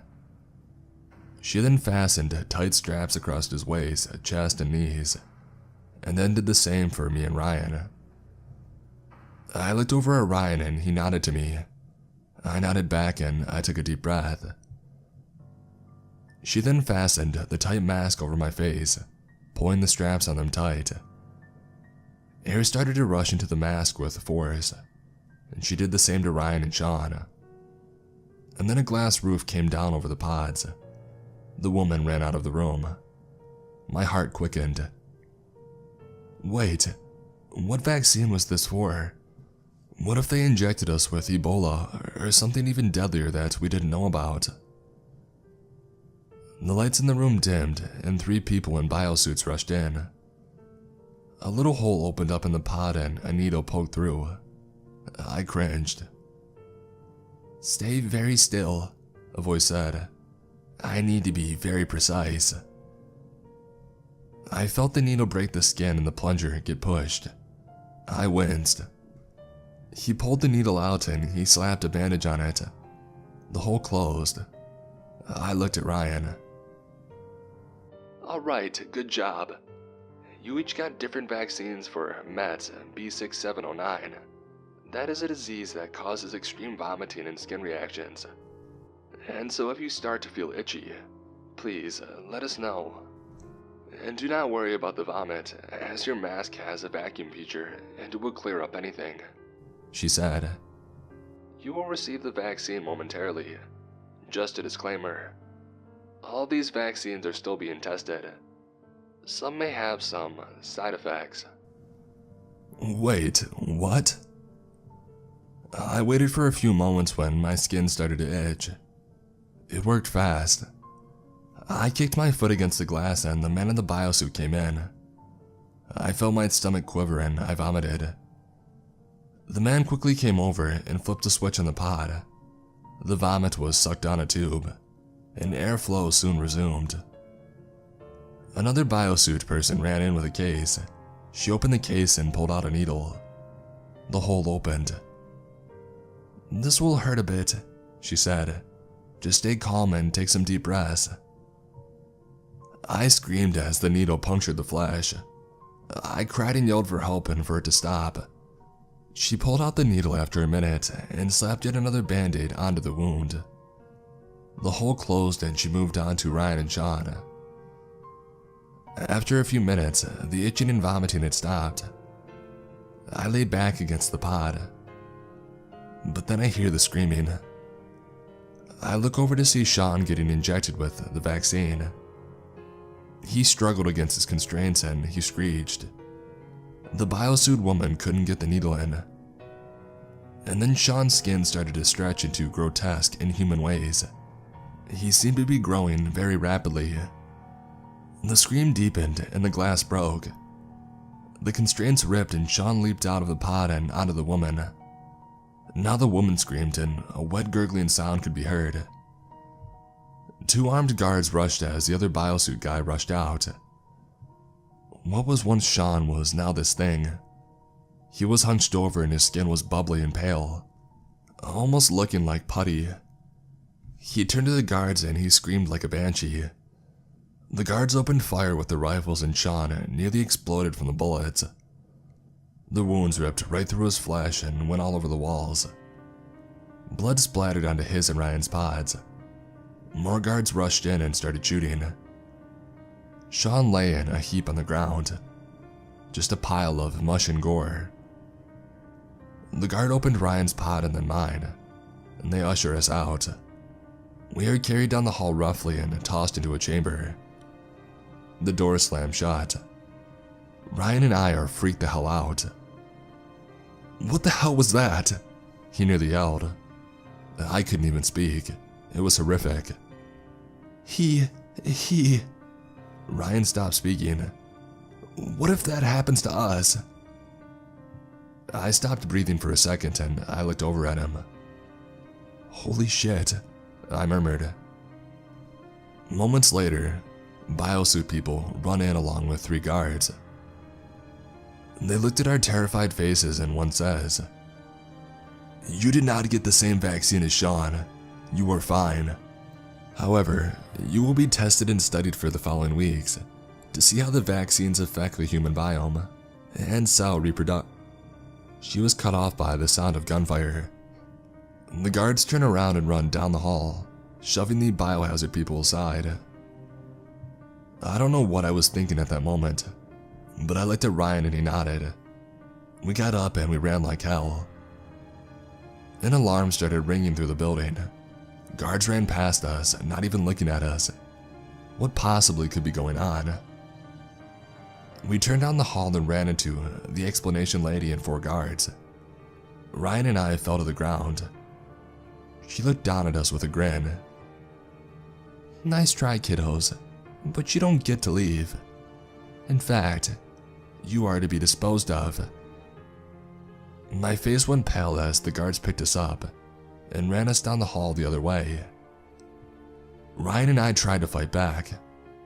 We were brought through these 2 double doors and then into this giant circular room. In the middle sat a large round pit with bubbling fluids pouring from a tube. It kind of looked like one of those things that dispense water continuously into a pool. The woman nodded at the pool of what I assume was chemicals to the guards. The guards started carrying us. Ryan and I looked at each other and we shook our heads. I don't know how this happened, but it was a miracle. The doors burst open and 2 men in combat uniforms shot the 4 guards down, barely missing me and Ryan. The guards fell into this pool of chemicals. Ryan and I did not see the aftermath. Unfortunately for us, Explanation Woman pulled out a pistol and shot the 2 guards. They went down. She sighed. "Such a pity," she said. She turned to us and said to me, "You first." She grabbed me by the collar and shoved me towards the tube dispenser chemicals. She pointed the gun at Ryan and said, "You come near us and you die." I struggled as she pulled my head closer. I cringed. She looked at me and laughed. And then Ryan tackled her. Her head plunged into the fluid and she screamed. My eyes widened. Ryan quickly pulled back. I looked at the tube and I saw a red lever. I got up and I pulled it. The fluid stopped gushing. only a few drops spewed out. What was once the woman was now a burnt, rashed corpse. Her whole head was hanging on by the last few tendons, the burnt and boiling skin peeled. I leaned over and I vomited. Ryan looked at the corpse wide-eyed. Holy shit. I sat down and I leaned against the wall. I shut my eyes. And then the doors banged open again. More people in combat uniforms rushed in. "Heads up! Federal Bureau of Investigation. You're being detained," said one of them. We were being rescued? Never had those words felt so good.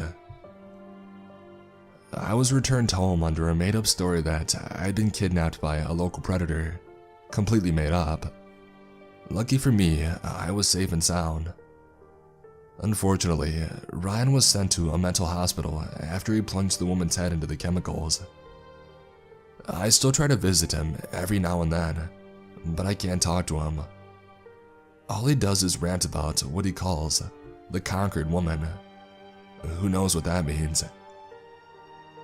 It turns out a private military contractor was hired by the three-letter agency to make bioweapons for torture, and we were there to test an anti-serum. The base was an underground facility in the foothills of the Sierra Nevada mountains, just hours from where I live. I don't know if I'll ever be able to get over what I had seen, but I'll try my best just to forget.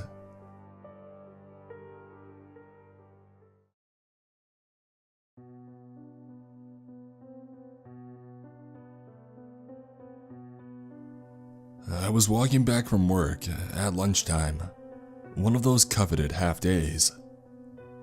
It was the same route that I had taken hundreds of times before. I would leave my office, take the main road out of the industrial estate, and then take a shortcut through a hedge, which led to a small housing estate. And then I would duck under the metal bars put up to stop cyclists riding past, and then out into the countryside. I'd always enjoyed it as soon as I hit the wilderness. It was so quiet, and in the summer, there was something majestic about walking past miles and miles of cornfields. When I got to the T-junction, my normal way was blocked by a car crash. Two cars were upended and lay peacefully in the ruts along the side of the road, like upturned ladybugs. A police cordon had blocked off entry, and an officer helped cars turn around in the road and head back. As it was still light out, I hopped a turnstile and followed the public footpath along the side of one of the fields. From behind me, I heard the screams of a woman. I can only assume that she was a part of the crash or knew people involved. I remembered wincing, and a pang of anxiety curdled in my stomach. I had never walked through the fields before, but I roughly knew the way using the landmarks, like the church steeple I could see in the distance. That was only a few blocks from my house. I saw the forest that abutted the hedgerow in front of me. I approached and I saw that there was no way through, and so I followed the footpath that led in the opposite direction to where I was headed. I continued to hear sounds of commotion from behind me, the screams now replaced with the sounds of sirens. I hope that meant an ambulance was taking away survivors. They don't use their sirens otherwise. Halfway along, I noticed a break in the hedgerow, so I pushed myself through and into the forest. A desire line from many years of use showed me the way through. A damp track trampled into the dirt where no undergrowth grew. The spaced-out trees got more and more dense, and less light broke through the evergreen canopy above. The track branched in front of me, leaving me with two less noticeable paths. I took out my phone and I checked Google Maps, slightly disoriented from the dense forest. I chose the right path. It was hard going. Any speed I had was now replaced by careful footsteps, as I lifted my legs over berry roots and rocks, trying my best not to get my trousers dirty. My progress was stopped as a chain-link fence came into view. Checking the map again, there didn't appear to be anything on the other side, and so I assumed it was a landowner's border. 40 yards or so along, I saw an opening. The thin metal wire had been cut and pulled back, like an incision held open by surgical clamps. I saw signs pinned to the fence at regular intervals. No text, just a logo. That of a black square with a white solid circle in the middle. I took a moment to decide if I was going to risk it, having heard rumors from when I was at school of farmers shooting intruders on sight. It was then that my phone rang. It was my wife. "Hey," I said as I answered. Where are you? "I'm on my way home. There was a car crash, so I needed to take a detour." It's 2 o'clock already. "Shit," I said, remembering the promise that I had made to her. "I won't be long, I promise. Don't leave without me." You know what my mother's like. I can't guarantee that. Part of me was okay being late. I didn't get on with the in-laws that well, though the other part of me didn't want to disappoint my wife. "I'll be quick." As I hung up, my body already made the decision for me, and I was under the hole in the fence before I had a chance to put my phone away. The forest soon thinned. It wasn't a natural thinning. I could see tree stumps dot the forest floor until it was almost a clearing. And then the smell hit me.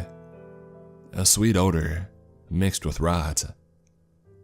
My dad had a ball python when I was a teenager, and the sweetness reminded me of the smell of a newly defrosted mouse, and the rot reminded me of the smell that would greet me when the snake rejected the food, and I would have to remove it in the morning. I expected to see a dead deer or something similar. When the source of the odor was revealed, I was not ready for it. I stumbled and I fell to the floor. I didn't see it. Grass had grown tall in the open area. Even in the winter sun, I hadn't noticed it. I had been checking too far into the distance.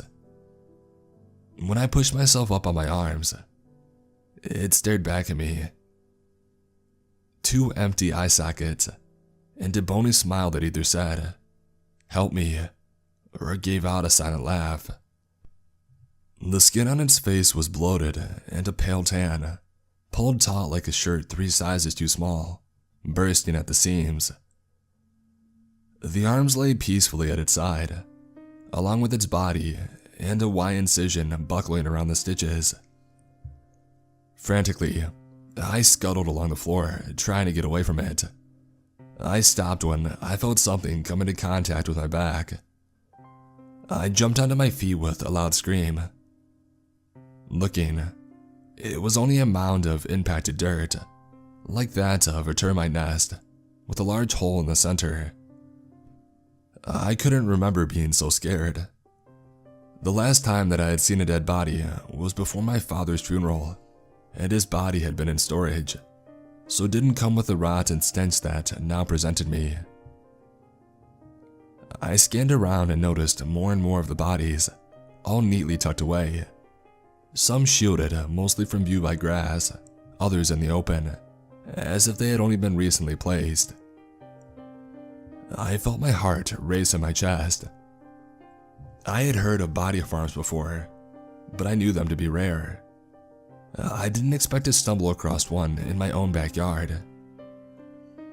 In my adrenaline so high, I took out my phone and I began filming. I knew my friend Josh wouldn't believe me when I told him, and so I wanted evidence. I was surprised with how calm I was walking around, holding the phone out in front of me.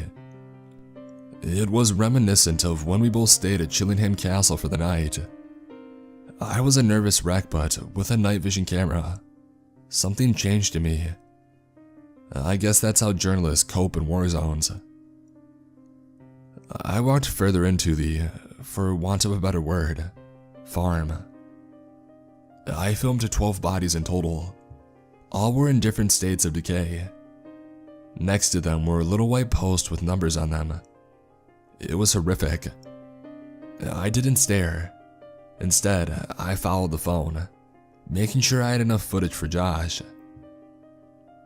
In the distance, I heard the lo-fi sounds of radio, maybe walkie-talkie. I didn't stop filming. I just ran back from where I came from. I slid under the break in the fence and back out into the field. It was only when I put the phone back into my pocket that I saw how dirty I was. My shoes and trousers were caked in mud, and I hope that's all it was. By the time I had made it back to the T-junction, the road home was open. The cars were still lying motionless in the ditches, though an officer directed traffic down the one open lane, taking turns to let out direction. I waited until he ushered me through. As I was walking along the line of cars that waited, I felt my phone vibrate. It was the text from my wife. "We are leaving without you." I took a photo of my legs and shoes and I sent it back. "I had an accident," I replied. She rang me back. What happened? She said. I could hear the sounds of traffic in the background. "Well, the shortcut I took didn't really work out." You're telling me... Wait, are you sure you didn't do that so you didn't have to spend time with my parents? I heard mumbles from my in-laws in the background. "Well, show them the photo then." My legs were heavy by the time that I arrived home. I don't run, so the little that I did, I could feel. I showered and changed, secretly glad that I had the afternoon for myself. The first thing I did after that was to send the video to Josh, with a message of, "You won't believe what I just saw." I waited a couple of minutes for him to reply, knowing that he was probably at work himself. When a reply didn't come, I booted up my laptop, opened an incognito browser window, and searched for body farms. It was 4 o'clock when Josh phoned me. "I was waiting for you to phone. Did you catch the video?" I did. He said, and his voice was somber. "What did you think?" I said excitedly. I'm speechless. He replied. How are you not more scared?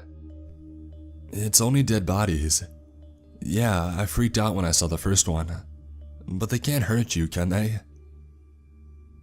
Have you watched it back? He said. I heard his voice become more and more breathless. "Why?"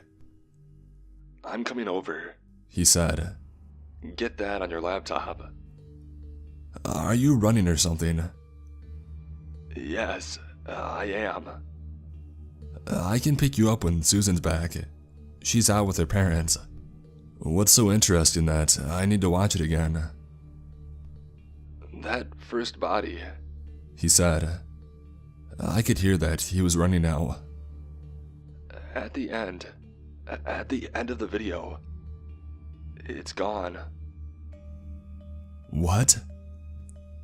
I sat in front of my laptop at the dining table, looking out of the front window, waiting to see Josh come up the driveway. The video was ready for me to play, but I couldn't bring myself to watch it on my own. My hand shook anxiously as I held it over the touchpad. "It's only a video," I said to myself. "Of you, and what happened when you were there." Another part of me said. Moments later, Josh walked up the driveway, panting as if he had finished a marathon, and to be fair, he must have run a few miles. As I answered the door, I wasn't sure if I was happy. He had run so far for this, it filled me with dread. His face was that of pure fright. I expected it to be red from exertion, but instead, a ghostly pallor greeted me. I had known Josh since we were kids. I stood by him when he became addicted to heroin. There were times when I didn't think he would pull through. He had turned his life around. It was an incredible change. Though something stayed with him. An impulsivity. An addiction to risk. Have you watched it? He asked. Not yet. I was waiting for you. Fucking hell, man. Do it now. Can I get you a drink? Are you trying to stall? No, I replied, but I was. Josh rounded the table and pressed play. The first thing I noticed was my nasally breath that hollered through the audio. Watching it again brought back that feeling of anxiety. My hands went cold and sweaty. It's coming up, he said, sitting in the chair in front of it. He paused the video. Look, it's gone, he said, pointed to the patch on the ground. How can you be sure? He rewound the video, like he had already watched it 100 times. You see? That's where the body is. You can see those 3 flowers there. Now watch. He skipped forward. There, the 3 flowers, but no body. A tingle traveled down my spine and caused me to shiver. He was right. I watched as Josh jumped backwards and forwards in the video. What the hell is that? He said, pausing the footage again. It was a freeze frame of me, turning to point the phone in the direction that I heard the radios. A long yellow tendril-like thing spanned the frame. He moved forward another frame, and the tendril appeared to be wrapped around something large, like a body. The next frame, the camera was pointed towards the fence, and on the left side of the screen, the lower half of what could be considered blurry legs and feet. There, he said, pointing to the smudge. That could be anything, I said. It's the same yellow thing. It picked up the body. I don't see it, I replied, not wanting to believe what it was. He moved it back a frame. How can you not see it? He pointed to the yellow tendril. He proceeded to hop between the 2 frames, and the more that he did it, the more I saw the narrative that he was painting. We have to go back there. You know how to get there, right? I'm not going back. If that's what you think it is, that would be crazy. I'm getting myself a drink. Do you want anything? Josh didn't respond. He was now watching an earlier part of the video. I didn't drink in the daytime. I rarely drank. I poured myself a whiskey and I drank it neat. What's that? He said from the other room. I poured myself another and I downed that too. When I returned, the footage was paused. What do you think that is? A termite nest? Nah, they're at least a few feet tall. Wait a minute. He skipped forward in the footage to where the yellow tendril spanned the screen and edged back. And I saw it. I fell against that, I said. Holy shit, I fell on that. On the screen, a blurry image burned into my eyes. What I thought was a termite nest was there, very blurred, and out of the hole was a blob of yellow. That's where it came from, Josh said excitedly. I can't deal with this, I replied, and I returned to the kitchen and picked up the whiskey bottle. It wasn't the fright of what had happened. It was the what if. I had been inches away from that thing when I fell. If I had stayed any longer, I could have ended up in there.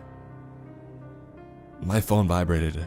I picked it up, feeling the warming alcohol begin to take effect. It was a photo of my wife with her parents, sitting and eating sandwiches at the garden center, and a message. Really wished you were here. It was at that point that I wished that I had gotten home on time, and I was there with her, and not watching footage of a near-death experience with Josh. I replied, Me too, really, I do. She sent back a frowny face emoji and said that they wouldn't be too much longer. "I know what the numbers are," I heard Josh shout from the dining room. "What?" I said, returning. "The numbers on the signs. They're distances. Look, this one says 10 m, that one says 23 m, and the one..." He paused as he rewound. "Next to the body that disappeared, it says 5 m. They're working out how far it reaches." I stared at Josh at how he was able to deal with this as some sort of puzzle. Every extra piece of information scared me further, but to him, he was getting more excited. "My wife is going to be back soon." "What are you saying? We need to wrap this up. I don't want her to know what happened." "You're kidding," he said, his face no longer ghost white, but bright red with adrenaline. "I'm serious, man. You need to show me how to get in there." I opened my phone and I showed him on Google Maps. "That doesn't help. I don't know this area." "My wife's gonna be back soon. Then we better hurry," he said, standing up and anxiously dancing from one foot to the other. "I'm not going back there. I don't need you to. Just show me where it is." I had never seen him like this before. The determination on his face scared me. The traffic had cleared from earlier. All that remained of the accident was some police tape around the areas of where the two cars had crashed. On the ground still lay markers. The sun had set a while ago, and I shone the torch onto the hedgerows, looking for the turnstile. "Over there," I pointed and Josh ran ahead, vaulting over. "Don't go too far, I don't want to lose you," I said, trying to keep up. He relented, but I could see his excitement grow. "Where next?" he said when we stopped at the edge of the field. "This way," I said, and we hurried along the hedgerow until I saw the break. "What were you thinking coming this way?" he said as we climbed through. "I was trying to get home. I didn't expect to find what I did." We moved through the forest. It felt all the more foreboding as the light had died. We turned right at the split into the fence. The hole had been repaired, but badly. "Is it over the other side of this fence?" "Shit, they know I was here." "That's fine," Josh said, already twisting the ties of metal to remove the repairs. "Shit." "Shh," I said. "They'll know we're here." "Sorry, the freaking end cut me." But he didn't care. He continued like a man determined. In moments, a new hole was revealing itself. "I'm not going with you, you know that." "That's fine, but I'm going." "What if something happens to you?" "I'll share my position." He opened up his phone and he began typing. "I can't let you do it." "Dude, you know me more than anyone. I'm going in there. I don't care what happens to me." "I can't." He put his hand on my shoulder. "I need to. Please let me. If this is the last thing that I do, I will die happy. Please." But he was already under the fence and walking away. I waited for a few minutes until I felt as if I was being watched. I gave an involuntary shiver and I jogged along the tracks and back to the field. My phone buzzed. It was a photo from Josh that of a body he had found, with the text, 23 m. "Be careful," I replied. I stared at my phone as I made the final stretch to the house, and the phone vibrated again. "Where are you?" It was my wife. "2 secs," I replied. And moments later, I was back at the house. I grinned and I agreed to my in-laws. My wife took me to one side. "Where were you?" "I was helping Josh," I said, and her face changed.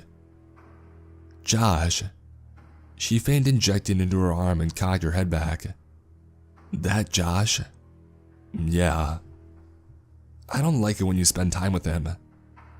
He's harmless, but he's also an old friend. She sighed. You need to spend some time with my parents. I said I would, and we did. I talked to her dad about football and tried to make conversation with her mom about her flower arranging. I can't believe people have that as a hobby. Even she failed to keep her own interest as she spoke. Do you have any alcohol? My father-in-law asked. Yeah, I said, showing him into the kitchen. He spied the bottle of whiskey sitting on the sideboard. I don't usually drink in the day, but today has been a bit of a trial, I admitted. I poured him a glass. How's the job? I asked. It's been quite busy, actually.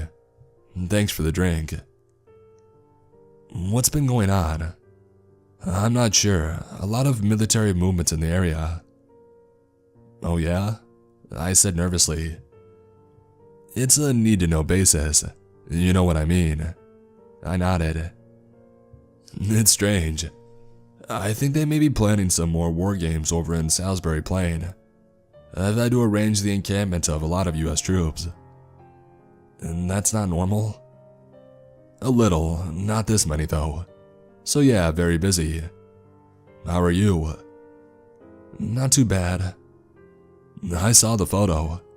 How the hell did you end up covered in mud? I tried to take a shortcut, but it didn't work out. He laughed. I noticed his hair was newly cut short. I like the haircut, I said. Oh, thanks, he replied, running his hand through it. We can have any we like, as long as it's neat and short. He laughed and I reciprocated. I smiled, feeling my phone in my pocket vibrate. Well, best be getting back to the party, and listen to my wife talk about her frickin' flowers. He raised his eyebrows and laughed. I pulled out my phone to see 3 missed messages and a voicemail. In the time that I had spent with my wife's parents, I had completely forgotten about Josh. Oh shit, I found it, was the first message, accompanied by a photo of a body and a sign, 10M. And then another with a photo of an 8M sign. The last with the 3 flowers and the 5M sign. In the grass, lit by his phone. I could see the outline that was highlighted by the liquid that had seeped from the body. I called my voicemail and I listened. Oh shit, it got me, hell, it got me. I heard maniacal laughs from Josh. Hell, it's so big. Those tentacles, there's tons of them, all reaching out in different directions. I have no idea how massive this thing is. I'll send you a photo if I can. It's watching me. I think it understands me. Hello, you big yellow asshole. If you're going to kill me, do it now. The message trailed off with more laughing. Moments later, a photo arrived. I couldn't make it out, just a yellow blur. I phoned him back, feeling my heart race in my chest. It rang and rang. Aren't you going to join us? My wife asked, peeking her head around the kitchen door. Just a minute, I replied. Is that Josh you're talking to? Give me a minute, I shouted. But Josh didn't pick up. For the rest of the evening, I was distracted, checking Josh's position on Google Maps. It didn't move. I saw his pin sat in the middle of the field. What's wrong with you? My wife asked as we got ready for bed. What? It was like you were somewhere else tonight. I'm sorry, I didn't have a good day. That's Josh's fault, I know that. You cannot let him go, can you? You'd be better off without him. As she said this, I was checking his position. It had moved. On the map, I saw the pin set on top of a building called Little Park Farm. I wanted to call him again, but I didn't. No, it's not that. It's work. "Oh," she said as she got into bed and turned over. It took me a while to get off to sleep, and when I did, I had visions of yellow tendrils and dead bodies, a corrupted version of the events of the day. When I did wake, I checked Google Maps and all I saw was Josh's last known position. When I called him, it went straight to voicemail. I walked to work that morning and saw the remnants of the crash, except the police tape was replaced by a wire fence. I didn't think much of it until I saw the sign pinned to the fence, a black square with a white solid circle in the middle. It wasn't until I ducked under the metal bars on the way to the housing estate that I twigged. I was about to call Josh again, but didn't. I was in denial. I didn't want to know, and if I didn't, I could pretend that he was fine. My wife phoned me when I was at work to tell me that her dad had been called away for training exercises in Salisbury, and he wouldn't be around for dinner. She asked if I could pick up her mother when I got back. I sighed, knowing that I would need to get back home and then take the car. I wanted to tell her to do it herself, but I stopped myself. When I walked home, a man in army fatigues and a rifle stood next to the fencing where the car crash was. "What's going on?" I asked. "Move along, sir," he said, and I did. A few military vehicles passed me on the way home. It wasn't unusual, but many more than I had come to expect. I didn't go inside when I returned home. I got straight in the car and drove. I went through the center of town and got stuck in traffic. I was sat there for 20 minutes until I realized that we were being turned away. When I got to the front, I saw a man ushering people to turn around. I opened the window and I asked what was going on. "Military exercise," he said. "Please turn around." "Is this anything to do with what's going on at Salisbury?" I asked, thinking of my father-in-law. "Please turn around."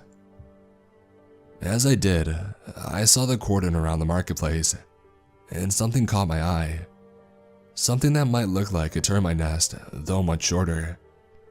In front of it, a wire fence, on it a pinned sign. A black square with a white solid circle in the middle. "What does that sign mean?" I asked the man. He picked up his gun, pointed it to my mouth and said, "Please, turn around." I told my wife that I couldn't pick her mother up. I sat in the dining room, checking Google Maps to see if Josh's position would update. His pin was grayed out. My wife asked what I wanted for dinner.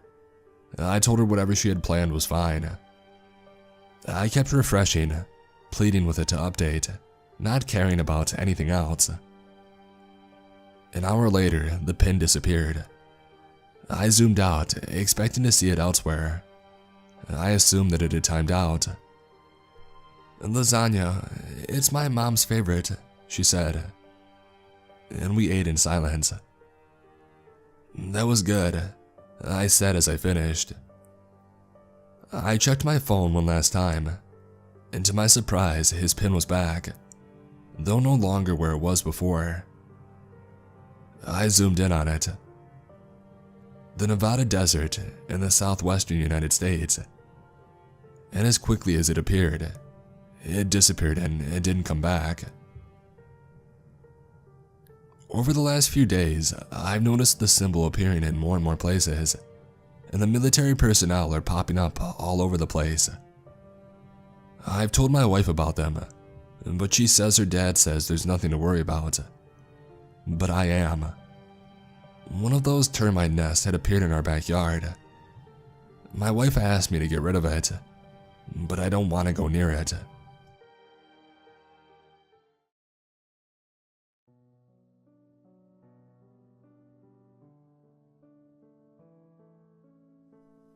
You may be thinking that the movies make it look easy. Oh, well, all you gotta do is put a bullet of silver in its skull. That's not too hard, right? Wrong. A cryptid is at least 6 times smarter than any human. If I could kill humans instead, I would complete twice as many jobs. There are more risks involved than people take into account. You fail and dozens of others die. You succeed and you get your $60 per cryptid. I started this thread to document my experiences in the field. I don't know how long it'll carry it on. It depends how long people listen. It's just gonna kinda be a public journal. Anyways, I'm rambling. I'm Kyle and I kill things that go bump in the night. Night 1. At 6 p.m., I get into my midnight black 2010 Ford F-350. The cast iron spiked bumper guard glistening in the evening sun. She's my pride and joy. Name's Stacy. She keeps me company on my trips. That and 101.5. I begin my patrol, waiting for the call from my boss, Jerry, a 6'9" redhead who's more jacked than Mike Tyson on steroids, about my night's assignment. He finally calls me around 8:30. Jerry's deep, gravelly voice relays the information that I'm on the hunt for a Stegoron. It's basically a big buck that is 6 feet tall. If that deer had the organic equivalent of cast iron for fur and horns sharper than that of butcher knives. Also said, it is not afraid of humans, and will not hesitate to gore them to death. And add carnivorous on top of that and you have a Stegoron. I personally like to call them stags. All in all, a fairly simple hunt to open this log. I went to the area of the sighting and I parked Stacy. I opened the back door of my truck, grabbed my AR-10 chambered in .308. All in all, effectual due to the fact that they were lead bullets, and my .500 Magnum revolver. I put one very expensive bullet that vibrated between my fingers in the cylinder. A silver bullet. I put the revolver in my holster, and started the search for the gory sight. According to Jerry, a young couple was walking on the side of the road when a huge white mass came charging out and collided with the male. He was killed on impact. The female ran and called the police, bawling about the loss of her boyfriend. They referred her to Jerry, who then contacted me. She then witnessed the stag spear her boyfriend's corpse and walk into the woods with it impaled on its horns. I found bloodstains in the road and I followed them into the woods. After about half an hour of trailing it, it was starting to get dark. I switched on the light at the end of my gun. By the light from my tack light, I found the sickening sight. There would be no open casket funeral for this man. There wasn't much left of him. The stag had ripped his stomach open, leaving his entrails trailing everywhere. His chest was nothing but lungs and ribs. Stags think of hearts as a delectable morsel, and the stag was now working on eating the man's face. I needed a clean shot to the head with my revolver to kill it. The only thing I was going to do with the rifle would be piss it off. And plus, even if I had managed to penetrate his skin, cryptids have advanced regeneration. In a matter of minutes, it would be fully healed. However, bronze burns cryptids. It had not yet noticed me. I switched off my tack light and I waited for my eyes to adjust. I pulled the roll of bronze wire I always kept on me out of my pocket and unrolled some. With the silence of a trained assassin, which I am, but that's a story for another time, was when I thought of something. I'm a big guy, 6'5" and about 200 pounds of pure muscle, but I couldn't possibly keep this thing under control until it was tired enough to shoot it, unless it was in severe pain beforehand. The stag's genitals were openly exposed. I took my chance and I brought my steel-toed area boots into its nuts as hard as I could. The stag brayed in pain as its baby-making sack was hit with enough pressure to smash a cinder block. I jumped on its back and I wrapped the wire around the stag's neck and I pulled. I heard the sizzle of its skin burning and it started to buck. The only thing I could think was, shit, how did it recover so fast? I hung on for dear life, as I knew if I was bucked off those horns, they were gonna stab me right through the lungs. And then I got another idea that was probably dumber than the first. I grabbed its horns and I jumped. It was getting more pissed off by the minute, and even more so that it had resistance on its horns. I got traction and I held my footing. I twisted its head and the stag dropped, flopping like a fish out of water. You see, when the stag is twisted, it loses all power to its muscles. I placed my foot on its neck, pulled out the revolver, took aim at its head, and I pulled the trigger. The shot rang out and the stag stopped thrashing. I called Jerry, told him that the job was done. He sent a cleanup crew to take care of the bodies, both human and stag. I waited on Stacy's tailgate until they got there. Once they did, I exchanged words with Jerry, who accompanied them. The money was wired to my account and I put my equipment back in my truck and drove off, only slightly more sore than when I started. I got home, locked my truck and went inside, and here I am. Typing a journal of my tale of the night on Reddit. That's all the time I have for now. I'll be back soon. This is Kyle Reidinger signing off. Hey again. Tonight I had an extremely difficult and, well, God, it was painful. Currently my ass feels like I dropped the soap in prison. My arm is wrapped in hospital gauze due to the bite that I received. And I'm more purple than Thanos. I'm Kyle Reidinger and I get the shit beat out of me by hairless dogs apparently. Night 2. I got into my truck, completely dreading tonight's hunt. I had dealt with Native American creatures before and shit, they hurt. I, however, had never dealt with this specific creature. Jerry called me around 5. Yo, I said as I picked up the phone. Kyle, your assignment is a keelet. It's been terrorizing the cars driving on 522. What the hell is a keelet? Hang on, let me pull up the file. A few clicks later. A beast of Native American origin, known to fry the brain of any human that looks in its eyes, confusing it long enough to strike. It has an appearance like that of a hairless coyote, save for the fur on its feet which helps it move silently. It sounds like something straight from hell.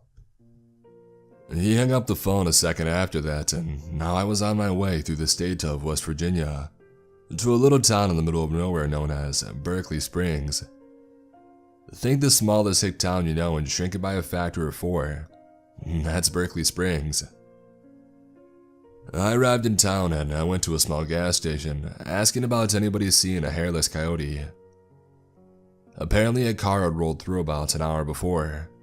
The tire popped, scratches down the side, and a smashed window. I asked to see the car as it had been left there. The 2019 Dodge Challenger looked like it had been hit by a steamroller with claws. The windshield was smashed. There were 2-inch deep claw marks running down the side, shredding the metal and chipping the black paint. The tire looked like it had been run through a sickle bar mower, and the car's roof had been ripped off, turning it into a convertible, redneck style. Whatever this keelet was, it was a bad mother trucker, and I wasn't sure I wanted to fight it. I asked the owner of the store where the car owner had had his encounter, if you can call it that. He told me that it was about a mile outside of town. I opened up the back of my truck and I started loading my guns. I put a magazine of bronze rounds into my AR, and one single bullet into my revolver. This round was different from what I normally used. If the beast is Native American, you have to use a special round. The bullets are silver hollow points with holy ash in the tip, and blessed by a Native American shaman. I got in the truck and I started driving down 522. After about 5 minutes, I heard a growl that rattled the frame of my truck, and I saw golden eyes in the woods alongside the road. Next thing I knew, my truck was rattling with each revolution of my tire. I stopped the truck and I got out. I looked at my passenger side tire and saw a hairless coyote clamped on my steel reinforced tire. It snarled and released it when it saw me. This thing was 5 foot tall, with wrinkled pink skin and midnight black fur around its feet. It bared huge, sharp teeth at me as I started to back up, and it followed. I aimed my assault rifle at its eyes and fired. It yelled in pain as my bullets hit it in the eye, leaving a sizzling hole. You see, cryptids couldn't regenerate complete new body parts, such as eyes, so it would be blind in that eye forever. It started to run at me and I kicked it in the head. It went sprawling with another yelp. However, it was back up in half a second and running at me again. I'm not proud of it, but I panicked in the moment. I started to run away when this thing jumped on me and bit me in the ass. I flipped over and I trapped it beneath me, but it scratched the hell out of my back trying to get out. I got up and I ran to put distance between us. It was back up in a second and running at me. It caught up and it latched onto my arm. I screamed in pain, which only made it bite harder. I took my Bowie knife, the size of a small crusader sword, out and I stabbed it in its side. It yelped again and let go, but it regenerated around my knife so I wouldn't be able to get it back out. Before I knew what was happening, the keelet jumped on me. I held it back as best I could because it was trying to snap my throat. I knew if it got to my throat, I was gone. I started frantically punching it in the face, neck, and body. Eventually, I kicked it off and I ran to Stacy. I started her up and drove her full speed into the keelet, impaling it on the cast iron spikes welded to my bumper guard. It thrashed and screamed and sprayed blood across the front of my truck and the ground. I pulled out my revolver, doing my best to minimize use of my left arm, and aimed at the keelet's head and fired. It died immediately. I got back in my truck, slumped into the driver's seat and called Jerry, telling him that the keelet was dead. While I was waiting for the cleanup crew, I did my best to staunch the bleeding in my arm to no result. The keelet had severed an artery. I ripped off my shirt sleeve and wrapped it tightly around the bite. That would have to do until I got to the hospital. Jerry got there with the crew, took the body and wired $750 to my account. Damn well deserved too after the shit that thing put me through. And I drove to the hospital. I told the doctor in the hospital that I got attacked by a rabid dog, which isn't entirely untrue. I went home and here I am again writing this post. I'm gonna take some time off to let my wounds heal. I'll be back after that. Don't play with keelets, kids. This is Kyle Reidinger, signing off. Night 3. Jerry called me for my assignment for the night, a Naiad and Javans. Now I know how to deal with Javans, but I had never had to do so. Basically, they're like big fireflies. They grow red and create a melodic song by moving their wings. This song can put a human to sleep, or if they're already asleep, it can keep them from waking. From what I can tell, they're fairly peaceful. The way to get rid of them is to make their presence seem unwanted. I just didn't quite know how to do this. A Naiad is a water nymph that lures people into the water with their beauty, and then they drown them. I had dealt with them first. The house was about half an hour outside of Berkeley Springs. That place attracts cryptids. On the way there, I realized that I haven't really told you guys much about me. So let me introduce myself. My name is Kyle Reidinger. I'm a 6'5", 200-pound lump of pure muscle. I have jet black hair, a standard army crew cut, and an unkempt lumberjack beard. My typical attire includes bootcut jeans, a plain black tight t-shirt, my steel-toed area boots, and a camo baseball cap. I grew up in rural West Virginia, between Berkeley Springs and Martinsburg. My dad was a raging alcoholic who took his anger out on me. My mother was submissive and didn't stand up to my father. My little sister Becca is the nicest person you'll ever meet. I killed my dad when I was 17. I came home from work one night to hear her screaming. My mom was at work as well. I ran up the stairs and burst into her room to see my dad on top of her. I kept a gun since I worked at a gun shop and I used it in defense. I grabbed him, threw him to the floor, and didn't hesitate to shoot him in the dick. As he lay on the floor screaming, I got Becca out. I grabbed him again and slammed him against the window over and over until it shattered. I shoved him out and I watched him tumble off the porch roof onto the ground. I ran down the stairs and outside to see him trying to get up, and I shot him. Again and again until my gun was out of ammo. He was dead by the third shot. I buried him in the backyard. My mother came home and I told her what had happened. No one ever suspected his disappearance related to his death. They all thought that he ran off with another woman. After that, I graduated high school and I used my psychology degree in an unusual way. I started a business as a contract killer. Something snapped at me the day I killed my father. Some piece of my sanity was just gone. Not only was I now willing to kill, but, well, I looked forward to it. I enjoyed it. But don't mistake me as a serial killer, oh no. I do it for cash.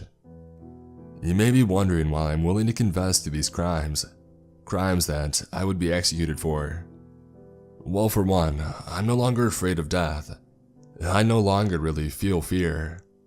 I feel pain and defeat, yes, but not fear.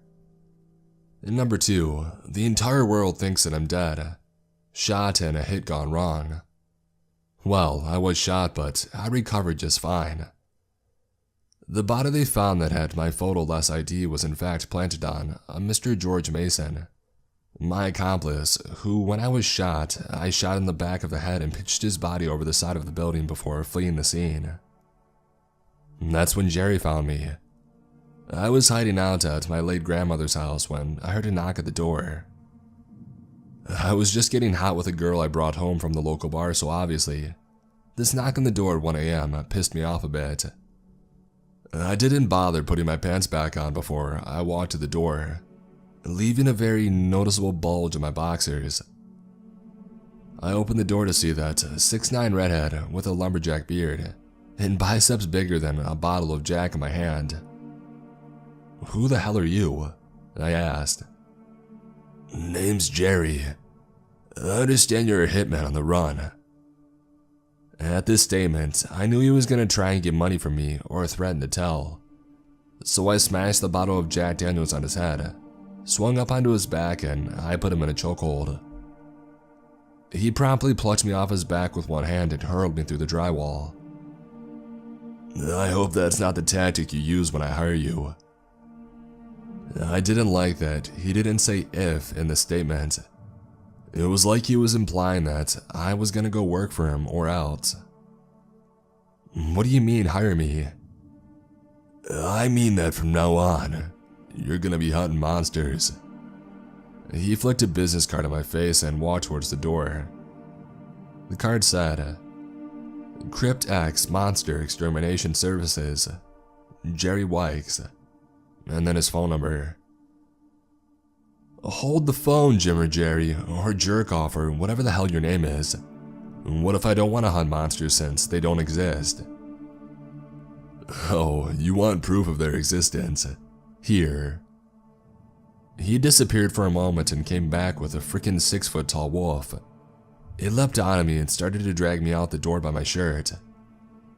After my screaming, Jerry then said, "Ragmeyer, that's enough." What the hell is that thing? That would be a fern wolf. And as to your question, if you don't want to, then you die. Simple as that. How much? The $60 minimum. It goes up depending on the cryptid. Fine, I'll attend the training. Great, see you there. After this, me and my date finished what we were doing 3 times over, and I sent her home the next morning. And now here I am. After a week of training, I'm now a cryptid hunter of 2 months. I arrived at the property with the Naiad problem. The property was big, probably about 100 acres based on what Stacy's GPS said. I turned off the song that I was listening to, Indestructible by Disturbed, and I got out of the truck. The owner of the property walked up to me. "Pond's over there," he said in a gruff voice. He was middle-aged, balding, and had a beer belly. He was fairly short with a no-nonsense face. I grabbed a silver spear out of my truck after thanking the man and watching him walk back inside. I walked over to the pond and I looked in. I couldn't see anything at first, but then I noticed the face. It was the same as a human's, but it was green. I held up the spear and I spoke in a commanding voice. "Come out of the pond now, or I swear I'll stab you in the head." She looked up at me and didn't move, as if calling my bluff. I wasn't bluffing.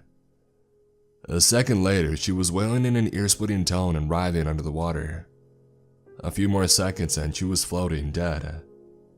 She literally just looked like a human with a fishtail. I called Jerry and I left the property. Next, on to the call about the job-ins. I arrived at the spot on 522 near to where I killed the keylets around 10 p.m. I immediately saw the red glow and I heard their melodic song. To make them feel unwanted, I grabbed my revolver and shot it in their general direction. They flew off and I got back into Stacy. I started to head home when I saw something that definitely wasn't human run in front of my truck. I pulled out my revolver with one of my nat rounds and I got out of the truck. I began to search. After a while of walking down the road, I found a little old lady hunched over in the middle of the highway. I knew exactly what this was when I saw the wood skin on her back. Skinwalker. Shit. She turned around and as soon as I met her eyes, I passed out. I woke up a few seconds later with her on top of me now. A wolf-like creature, only it was so distorted that it looked more like a demon. I moved extremely quickly and put all my weight behind my foot, which connected with its abdomen and sent it flying. I ran up to it and I kicked it in the face. Only it caught my shoe and it dragged me off my feet. It turned back to human and this thing kicked me in the face. She then punched me in the dick. "What the hell?" I said. "Make wise your words, son," she said in a voice far too deep for a little old lady. "Screw off." She kicked me in the mouth and I started to stand up. She grabbed the knife on my belt and cut me across the abdomen, knocked me down and held the knife against my throat. I was dead, I knew it. She knew it. But for some reason I survived. She got up, putting my knife back in my belt, punched me in the throat to keep me down, and ran off into the woods yelling, "Next time, I won't be so merciful." After I recovered my composure, I got up. I tried to track her, but it was useless. There were no tracks in the mud, no bloodstains, nothing. I checked the cut on my chest. It was deep, but I wouldn't need stitches. I called Jerry and told him what had happened, and that there was a skinwalker at large. He responded with a, "Kyle, you freaking idiot." And I went home to lick my wounds. So my call was a little different tonight. First of all, Jerry said that I now had a partner. His name is Javier. He can explain his backstory. He'll be there in 10 minutes. Hang on, Jerry, you know I work alone. I don't do partners. You do now. Fine. What's my assignment? You have two again tonight. First, there is a herd of Wendigo hunting tourists around the Winchester, Virginia area. Second, well, this is an unusual one. Jerry chuckled. A sex robot went rampant. It killed its owner by strangling it between its legs during a 69 maneuver. It was last spotted around the Sharpsburg area in Maryland. Jerry, you do realize I work in cryptid interventions, not killing sex workers, right?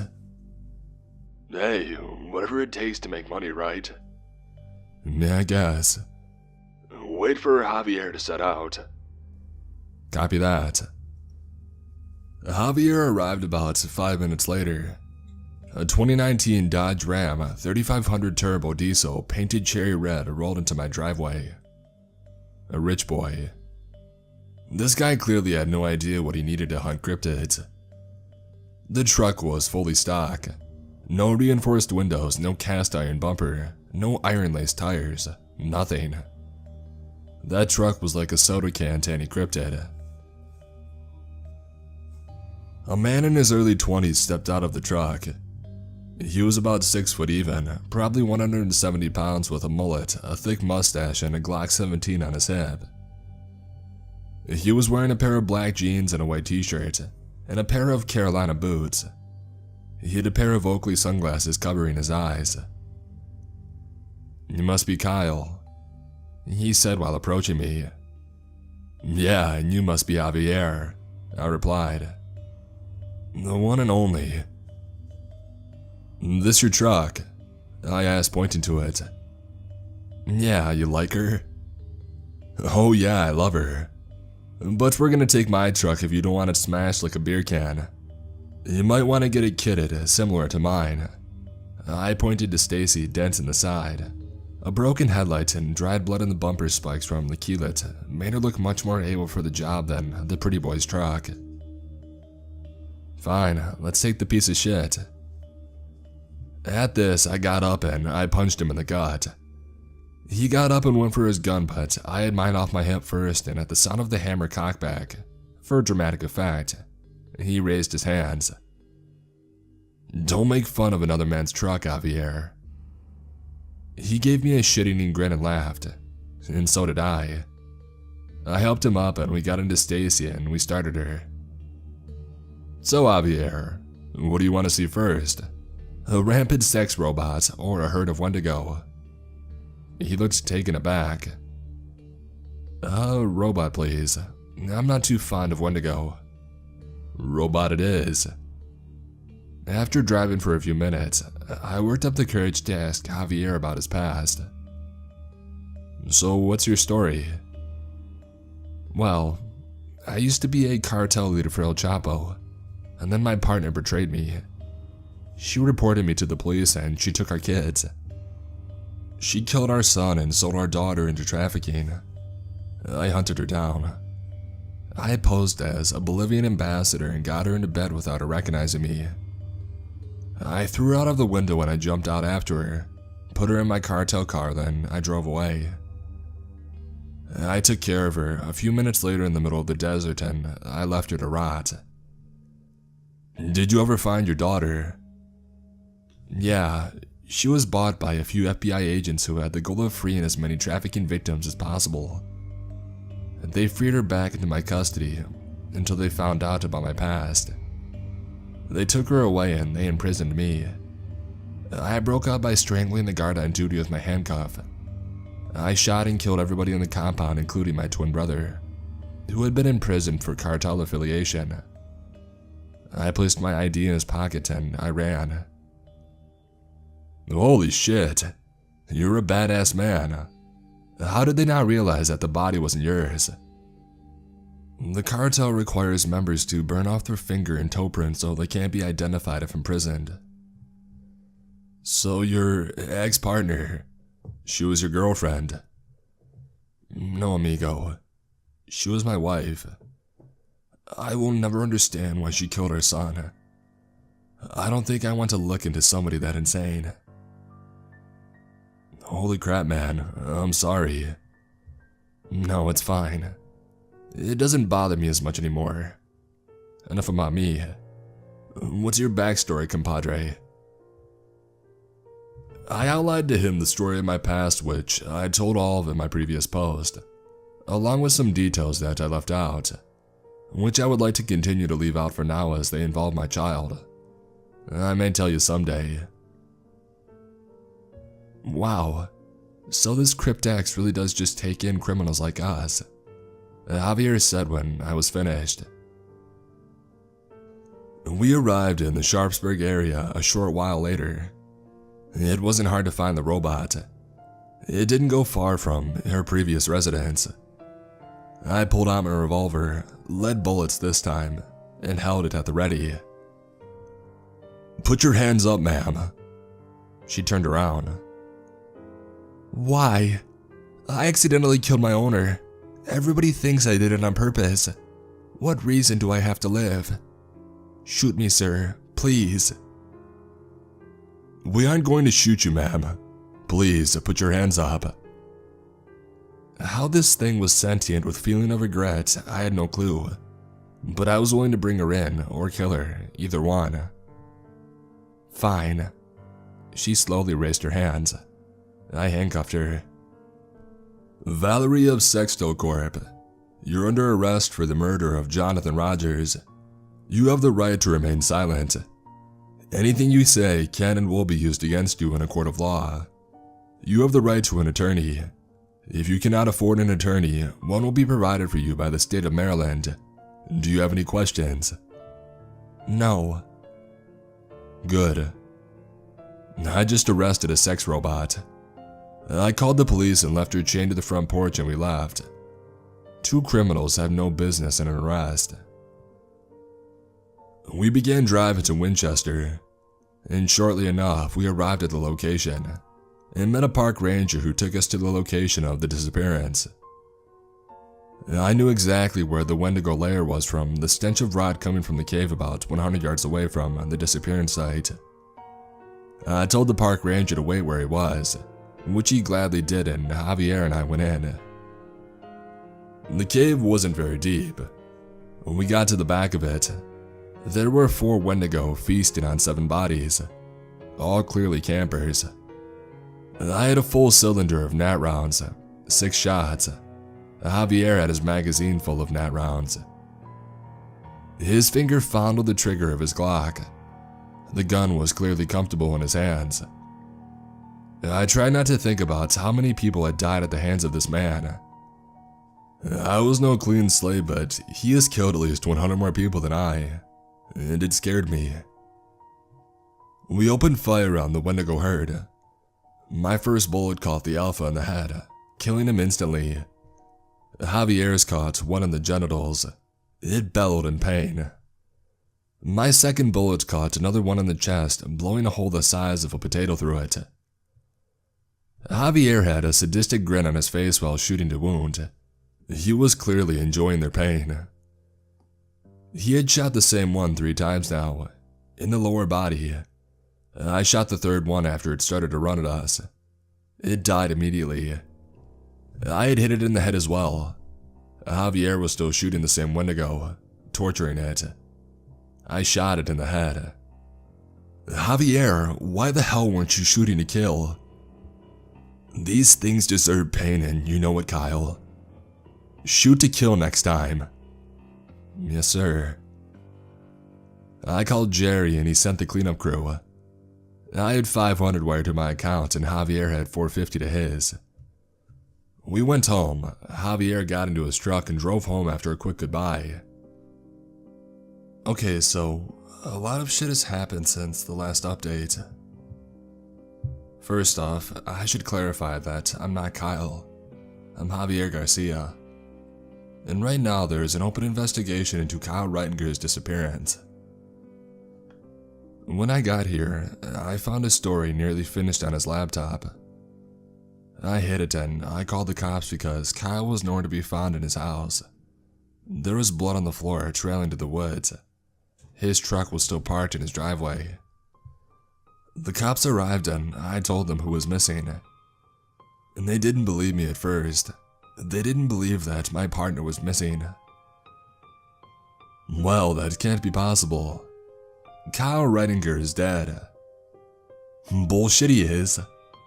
I told them the story Kyle told all of you in his third post, and they actually believed me by some miracle and started an investigation. I used the identity of my other twin, identical triplets. Juan was the only one who stayed out of the cartel. They questioned me about the last time that I had seen him, and I told them. It was the night before, after our hunt. What do you mean hunt? You wouldn't believe me if I told you. Tell me, son. This is important if we are to find Kyle. We need to know who he could have pissed off because right now, it looks like a kidnapping. We were on a hunt for a Sasquatch and a fern wolf. Son, I need you to tell the truth here.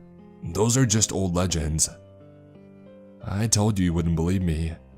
Let me call my boss and put him on speaker. Okay. I took out my cell phone and I tapped Jerry's number in my contacts. Good old Jerry the jerk-off answered on the first ring. Jay, what is it? Where the hell has Kyle been? I've been trying to call him for the past 2 hours. The detective answered for me. Sir, Jay is sitting with me in the police station. I am Detective Ventura of the Winchester Police Department. Kyle Reitinger went missing sometime last night and we are currently trying to find him. I understand that you are Jay's boss.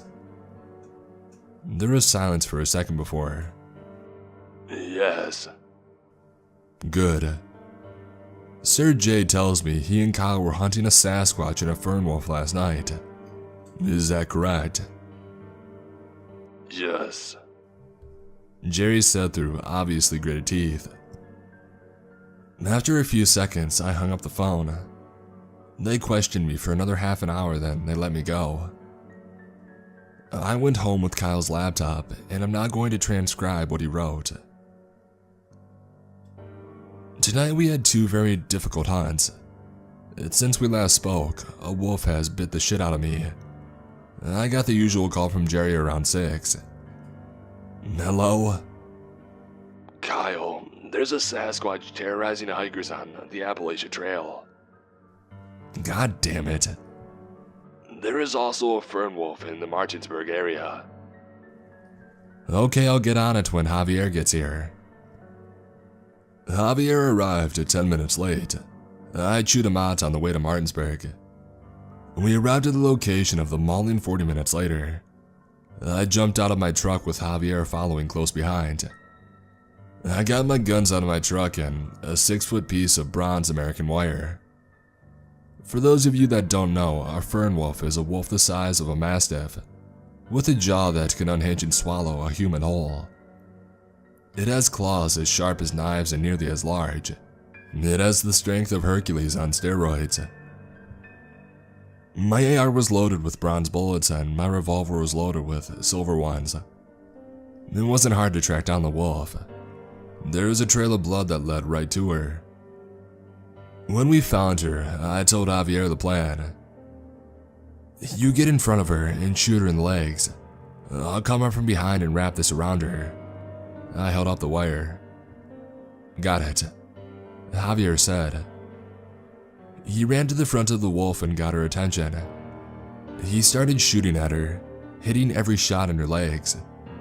I ran up and I wrapped the wolf in the bronze wire and she started to sizzle, screaming in pain. She was immobilized and in a lot of pain. I picked her up and I threw her in the bed of my truck. Jerry likes to rehabilitate fern wolves and keep them as pets. I called Jerry and he started over to my location. He arrived at 10 minutes later in his 2020 Ford F-350 pickup truck. He took the wolf, wired $2,000 to my bank account. Fern wolves are worth a ton of money. And then he drove off. He then went to the location of the Sasquatch. On the way there, we talked about women and such. He got to the location of the Sasquatch sighting and got out of the truck. The Sasquatch found us before we found him. He stepped out into the trail and faced us. We raised our guns and yelled, "Put your hands up." He did. "My name is Miguel. Please, if you're gonna do it, shoot me." I could hear his voice quiver. "Get on your knees, please." He did. I walked up and I chained his hands together. He was crying. "Miguel, it's okay. I'm not gonna shoot you." "Thank you," he said, crying.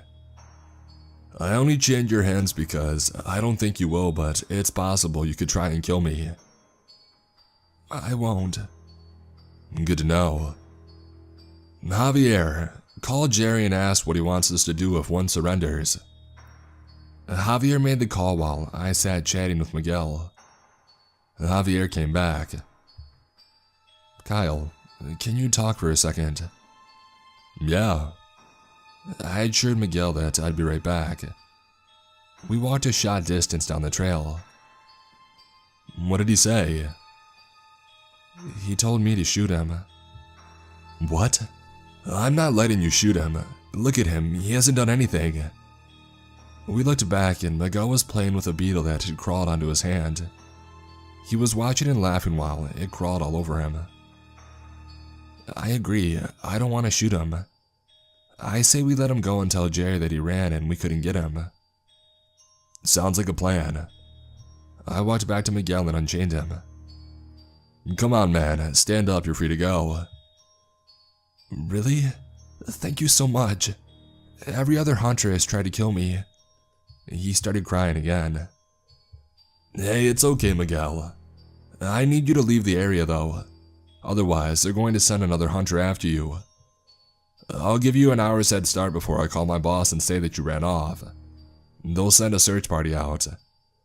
They never go more than 5 miles from the escape point. Can you run 5 miles in an hour?" He smiled. "Yep." "Well, get a move on, pal.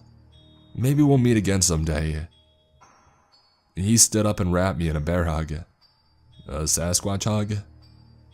"I can't breathe, Miguel." "Oh, sorry, sir." "It's okay. Your hour starts now." He smiled, turned, and then ran off down the trail. I turned around and Javier was smiling, genuinely smiling. I've never seen it before. "Do I get a hug like that, you big ugly teddy bear?" "Shut up, before I dress you up in an animal costume and turn you over to Jerry." We laughed. I waited the hour and told Jerry that the Sasquatch got away. After some cussing, he accepted it and we went home. And here I am writing this. I just heard something walking outside the door to my room. It sounds big and it has claws. I'm gonna check it out. If I don't come back and you find this Javier, post this story and continue this post thread. So that's it. I'll update as details come in on Kyle's case. The police found Kyle's revolver in the woods behind his house. Javier Garcia, you're under arrest for the kidnapping of Kyle Reitinger. Hello all, it's been a while I know, and damn do I have a story for you. First off, I should tell you that I am indeed alive. Yes, your sexy monster hunter lived through his kidnapping, despite my best efforts to the contrary. So let's start filling y'all in. First, I should start with what happened on the night of my disappearance. I understand Javier posted my last entry even though it was unfinished. Anyway, after I heard the heavy, thumping, scratchy footsteps working their way back my hallway, I got up to check it out, taking my large hunting knife with me. Now I guarantee I looked absolutely stupid emerging dramatically from my room, in a union suit with my hair messy, and my beard in dire need of some oil, holding a knife the size of my head. So I walked out of my room and immediately saw the source of the noise. There is a set of yellow glowing eyes at the end of my hallway. I quickly reached out to my right and I flicked the light switch. The light turned on, revealing the beast at the end of the hall. It was the Skinwalker. She came for me and I couldn't believe it. Here was this deformed wolf-looking ass at the end of my hallway. And now at this point, the song playing through my Bluetooth speaker in my room switched to Country Squire by Tyler Childers. Perfect fighting music. You might want to listen to it before you read the next part, so you understand how amazing this shit was. The Skinwalker spoke. "Kyle, I have come. It is time for your demise. Come willingly and I will make it quick. If you refuse to listen to my demands, I will have to rip a few limbs off then." I replied, pretending to stroke my beard thoughtfully. "I'm gonna go with option C. Screw you and your demands." This obviously pissed her off and she snarled while saying, "So be it then," acting all macho and shit. "Let's go," I promptly replied. She bolted towards me and lunged. I kicked her in the face, sending her sprawling. I was in need to let out some anger, so I let her get back up so I could fight her some more. She got to her feet shakily. She turned and growled at me again and ran at me. I thought she was going to lunge at me again, but I was mistaken, as she plowed through my legs. I landed flat on my back and I had the air forced from my lungs. She patted over and stood looking down at me. Without hesitation, I stabbed upward. The knife impaled her chest and she scampered back, whimpering and growling in pain. I rolled over and I got back to my feet. She healed around the knife, which meant I wasn't going to get it back without killing her. I charged her and tackled her. Once I was on top of her, I started punching. Blood ran down her face and pooled onto the floor, coating her black fur. I attempted to strangle her, but after a few seconds of her kicking, her foot connected with my chest and sent me flying across the hallway. I hit the wall on the other end, cracking the drywall.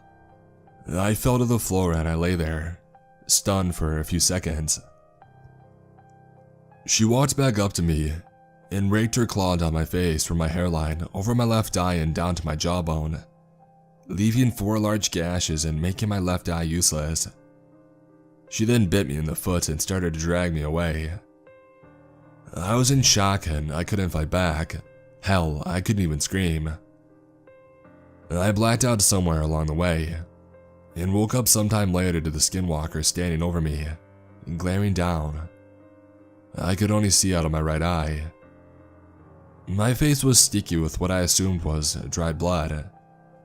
There was a searing pain in my right foot, which I took as I wouldn't be walking out of here. The Skinwalker was now back in human form. She was treating my facial wounds. I assumed she was trying to treat infection. I tried to pull away but only fell over on the dirty shack floor. I tried to crawl away feebly. She grabbed me by the remaining scraps of my union suit and dragged me back into the chair. I didn't try to get away anymore after that. After that, many days passed. At least 6 or 7, but I'm not quite sure. After time had passed, there was a commotion one night. There was a loud roar, like that of a freaking dinosaur. Kinda felt like I was in Jurassic Park for a second. And then a black shape crashed through the ceiling of my shack. It was the Skinwalker. She was trapped under a beam now. I began calling for help, and after a second or two, I heard Javier's voice. "Hey, I found him! Over here, hurry!" Suddenly I saw him in the doorway. Freaking jackass, Kyle. I had to break out of a maximum security prison to save your ass, he said to me while chuckling. I let out a weak chuckle and I tried to get up, failed, and I hit the ground hard. Suddenly I saw 2 other faces in the doorway. One was my red-haired boss, Jerry. The other one was... It was Miguel. They had come for me. Jerry and Javier helped me up. They each supported me on one side and helped me to Javier's truck. Once there, Jerry spoke. "Kyle, You've been put on leave from this point until this time next month. I'll clean this up. Javier, get him home, please. Now hang on a freaking second. I'm ending that thing that tried to kill me. Give me a gun, I said. After a second, Jerry replied, Fair enough. Here. He tossed me the shotgun that was strapped to his shoulder. I walked back to the shack with help from Javier and Jerry, and found the skinwalker still trapped. I aimed the shotgun at her head and spoke. What do you say in defense? I asked. Screw you. Just because you kill me doesn't mean you win, you know that, right? My death means nothing, nothing. We will win. We will win the war. You will be betrayed by one of your own. You will die. We will always win, Kyle. I'm not convinced, I replied, and I pulled the trigger, blowing her head off. I went to thank Miguel. After I did, I went to go back to the truck, but I heard a commotion behind me. I turned and saw Jerry holding his pistol to Miguel's head. Miguel was unable to escape Jerry's iron grip. Jerry, what the hell are you doing? Let him go, he saved me. I screamed at him. While you were gone, Kyle, I instated a kill on sight clause for all cryptids. I'm following protocol. Stay out of it. He pushed Miguel away, and Miguel turned to look at me with a betrayed look in his face. And then the shot rang out. Blood splattered the front of Miguel's torso and on me. He fell to the ground and lay there unmoving. I tried to run to him, but ended up stumbling there. I sat by his side crying. I heard the sound of Javier punching Jerry, but I didn't care. My boss had just shot the creature that had saved my life. Miguel didn't deserve to die. It was that moment that I decided I would no longer be loyal to Crypt X. Javier ended up beating the shit out of Jerry. Jerry just said that he deserved it, and Javier took me home. I got home and I passed out of my bed, not even bothering to take off my bloody, dirty clothes. This was a month ago.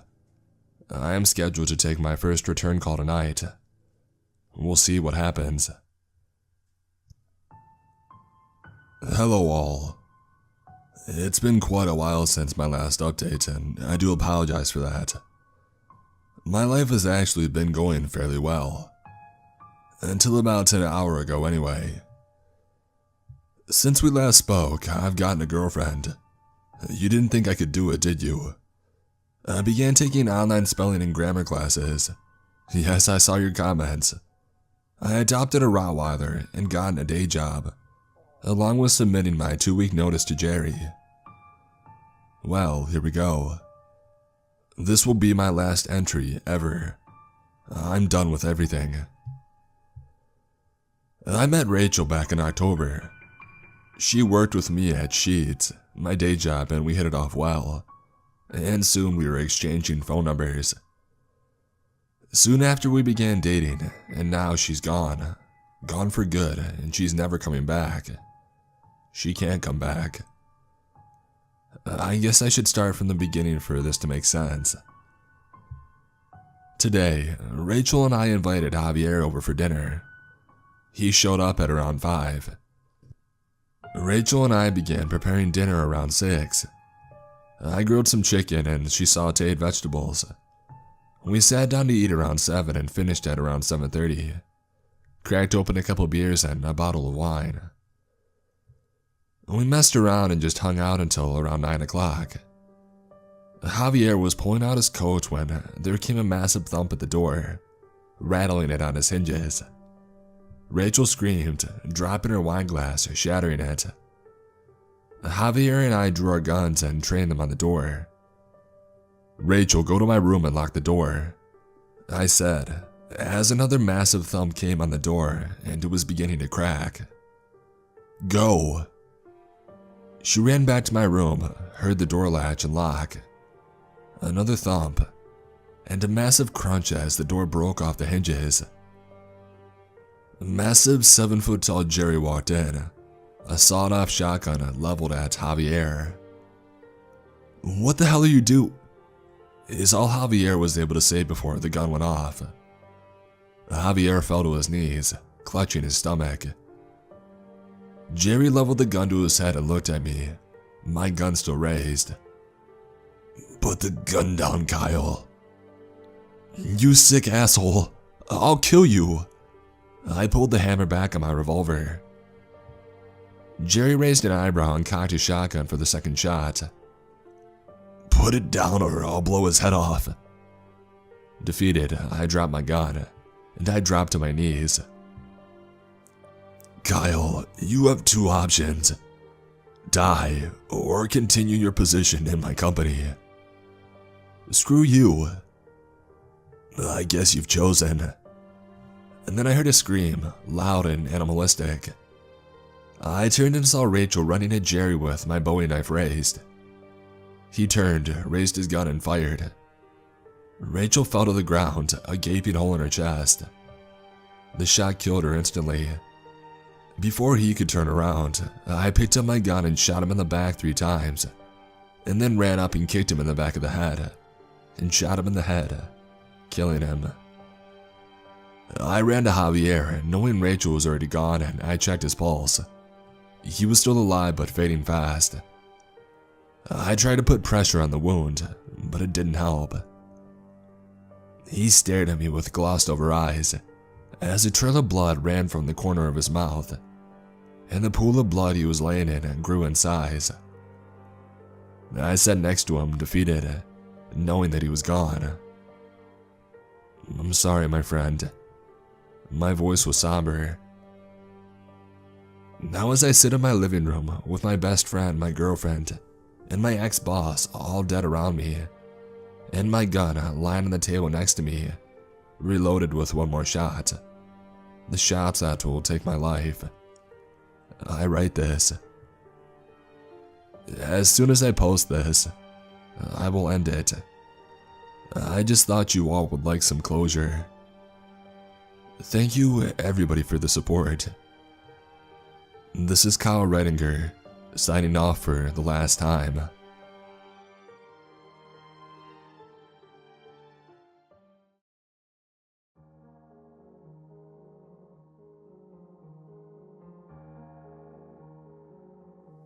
What the heck? What just happened? I'm at home, still on the clock, covered in blood, and I just got this call. No, this isn't happening.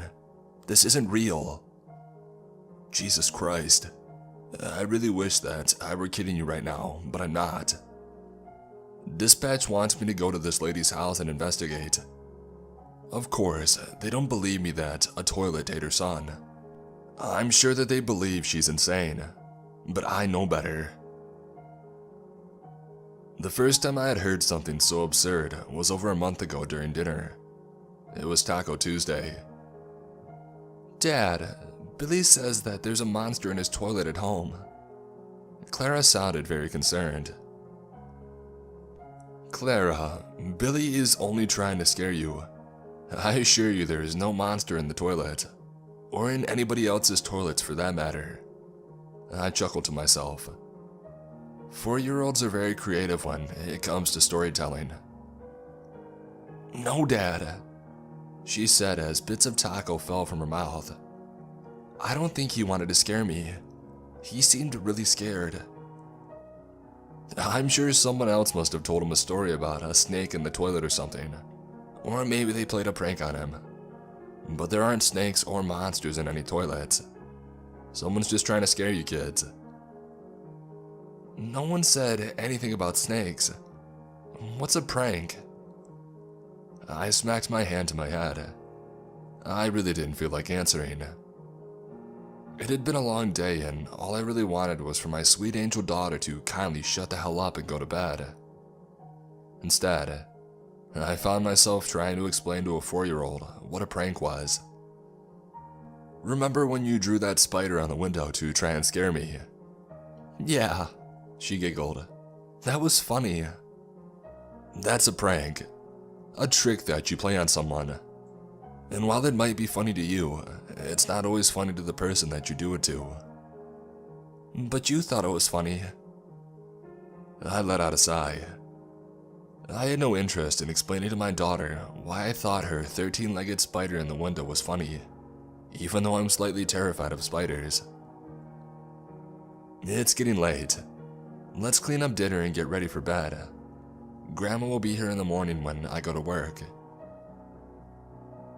With my daughter finally tucked into bed, I slouched into the recliner and I turned on the television. I closed my eyes, but I could still hear the drone of voices from the television, although I couldn't quite make out what they were saying. I felt as if I were sinking deeper and deeper into the chair, when suddenly I was startled awake. "Dad! Dad! Come quick!" What now? I thought. I grumbled as I fought my way out of the recliner. "Dad, are you coming in here? Hello?" The voice was coming from the bathroom. I assumed she needed toilet paper. "What?" I said sternly. "Dad, the toilet. I can feel it. I can feel it on my butt." I was wrong. "Yeah, and?" I didn't try to hide the annoyance in my voice. "Not just the seat, Dad, the air. I can feel it blowing on my butt, just like Billy said." She sounded freaked out. "Let me get this straight. You can feel the toilet breathing on your butt." I raised an eyebrow. "No, not the toilet, the monster in the toilet. I can feel the monster in there breathing. Look and see."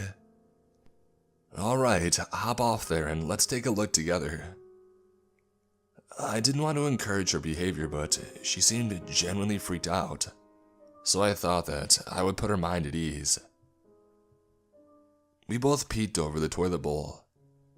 To Clara's surprise, it was completely empty. Nothing but a shiny white porcelain bowl. "See? Does it look like it's breathing on you?" "No, it looks hungry to me." "Hungry?" I chuckled, confused. "I think the only thing it's hungry for are those tacos that we had for dinner. I'll make sure to feed it before breakfast." I laughed. "Ew, gross, Dad." Clara giggled. We washed our hands and I carried her to her bedroom and I tucked her back into bed. I wish that this was the end of the story. A silly girl, a tired dad, and an empty toilet. But that wouldn't be a story worth telling.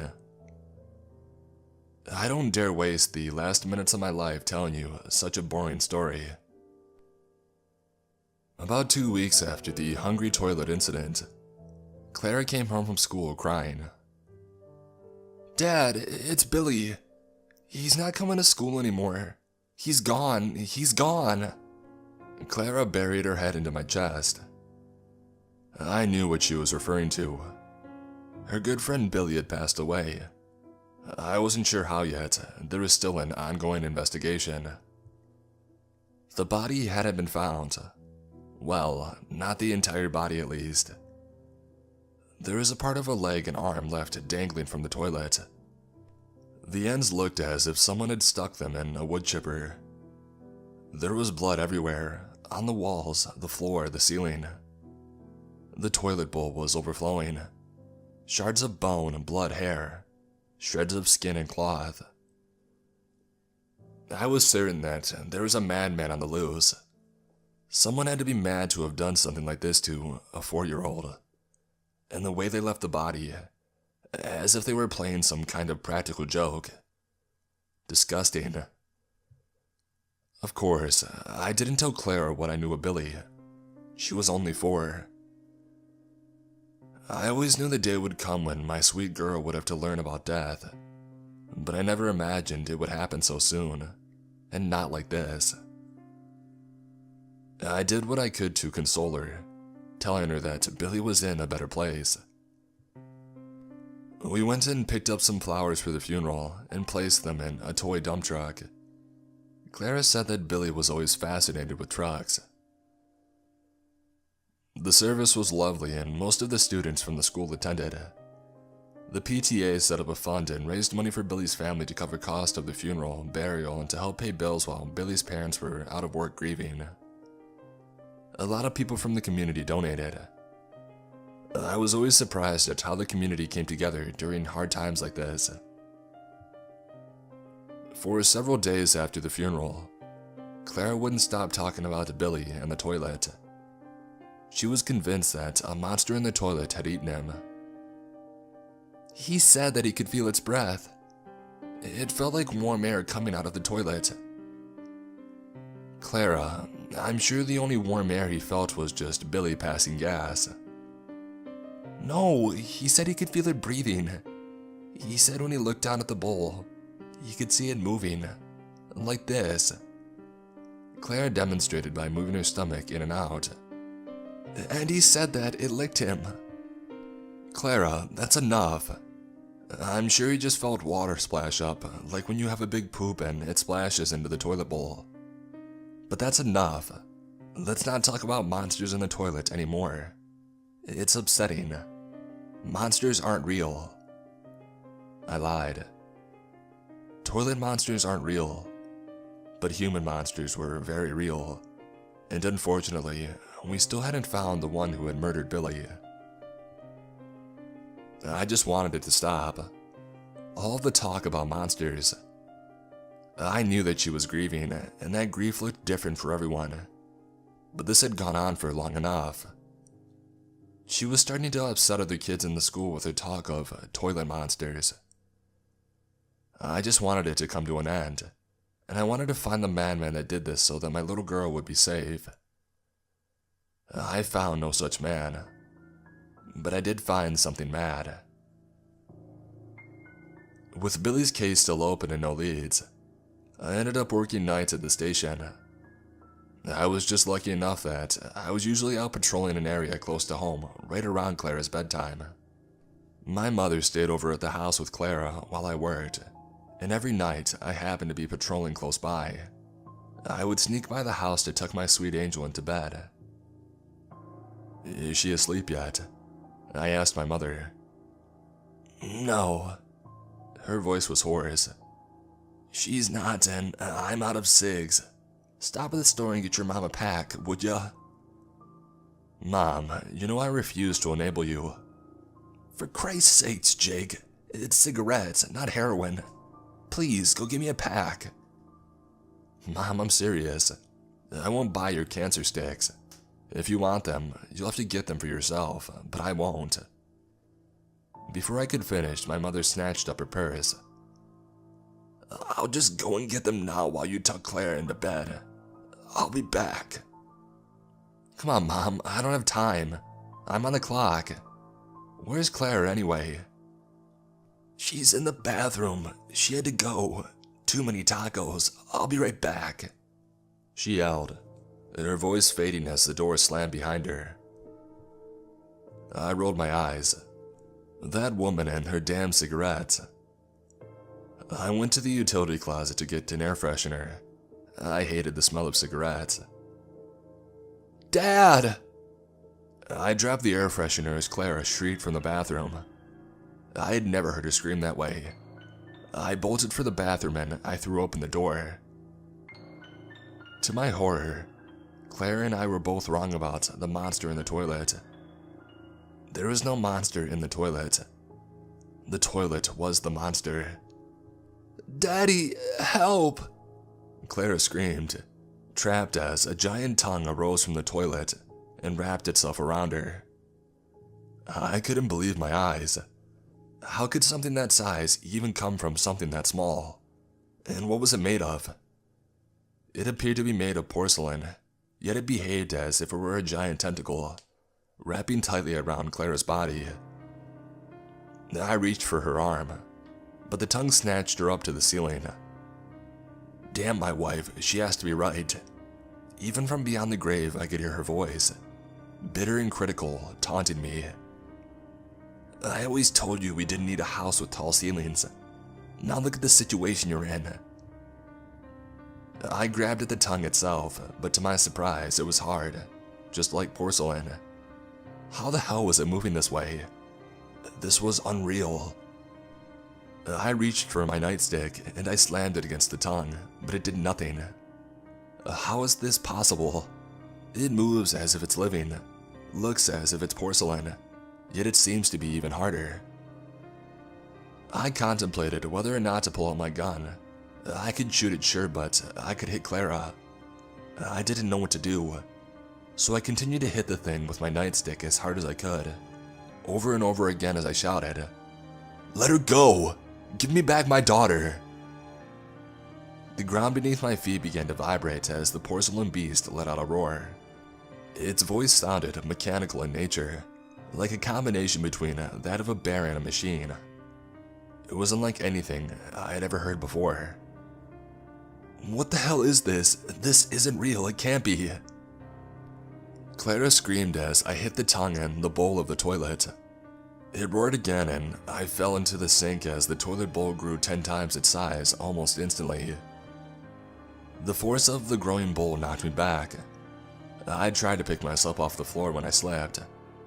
I looked down and realized that I was lying in a puddle of my own blood. I reached for my head and it was throbbing. I must have knocked it on the sink as the toilet bowl knocked me back. I attempted again to pick myself up, but the floor was too slick. All I wanted to do was save my daughter, but I couldn't even pick myself up off the floor. My hands trembled as I reached for my gun. Clara screamed again and the toilet roared. The floor rumbled, shaking loose the ceramic tiles. The bowl looked as if it were breathing, in and out but erratically, as if it were in pain. And that's when I saw it. Rising up out of the bowl, layers upon layers of teeth. There must have been thousands of them. The first row spun faster and faster as another ring of teeth emerged, spinning in the opposite direction. I fumbled around for my gun and I pointed it as low as I could, in hopes that I didn't hit Clara. More and more teeth emerged in rings, spinning faster and faster. I pulled the trigger and the gun let out a bang. The toilet roared again as the bullet ricocheted off the bowl and broke a vase on the opposite side of the room. I couldn't believe my eyes. What the hell was happening? I let out a scream as the tongue of the bowl slipped almost instantly back into the bowl, directly through the rings of teeth below, and Clara falling right behind it. I scrambled around, crawling for the bowl as fast as I could, but it was too late. My face was met with a splatter of blood and guts as the thousands of tiny teeth tore my daughter to pieces. The walkie-talkie in my belt let out a beep as a voice came through. "We've got a 5150 over on Robinson Bridge. This lady thinks a toilet ate her son." I could hear the laughter in her voice. If I had received this call any other night, I probably would have been laughing too. But now I know. The next time you're on the toilet, and you feel a rush of warm air on your bottom, please run. If you think you've only felt the splash from a very solid turd hitting the water, you are wrong. If you thought that it was a loose hair rubbing ever so slightly against your bottom, it isn't. It's the tongue of a porcelain beast, and that beast is hungry. I've tried calling for help, but my coworkers think that I've gone mad. I only wish that they were right. Without my Clara, there is nothing for me to live for anymore. So I'm writing this to you now, as I lie in a puddle of my own blood, waiting for the porcelain beast to take me too.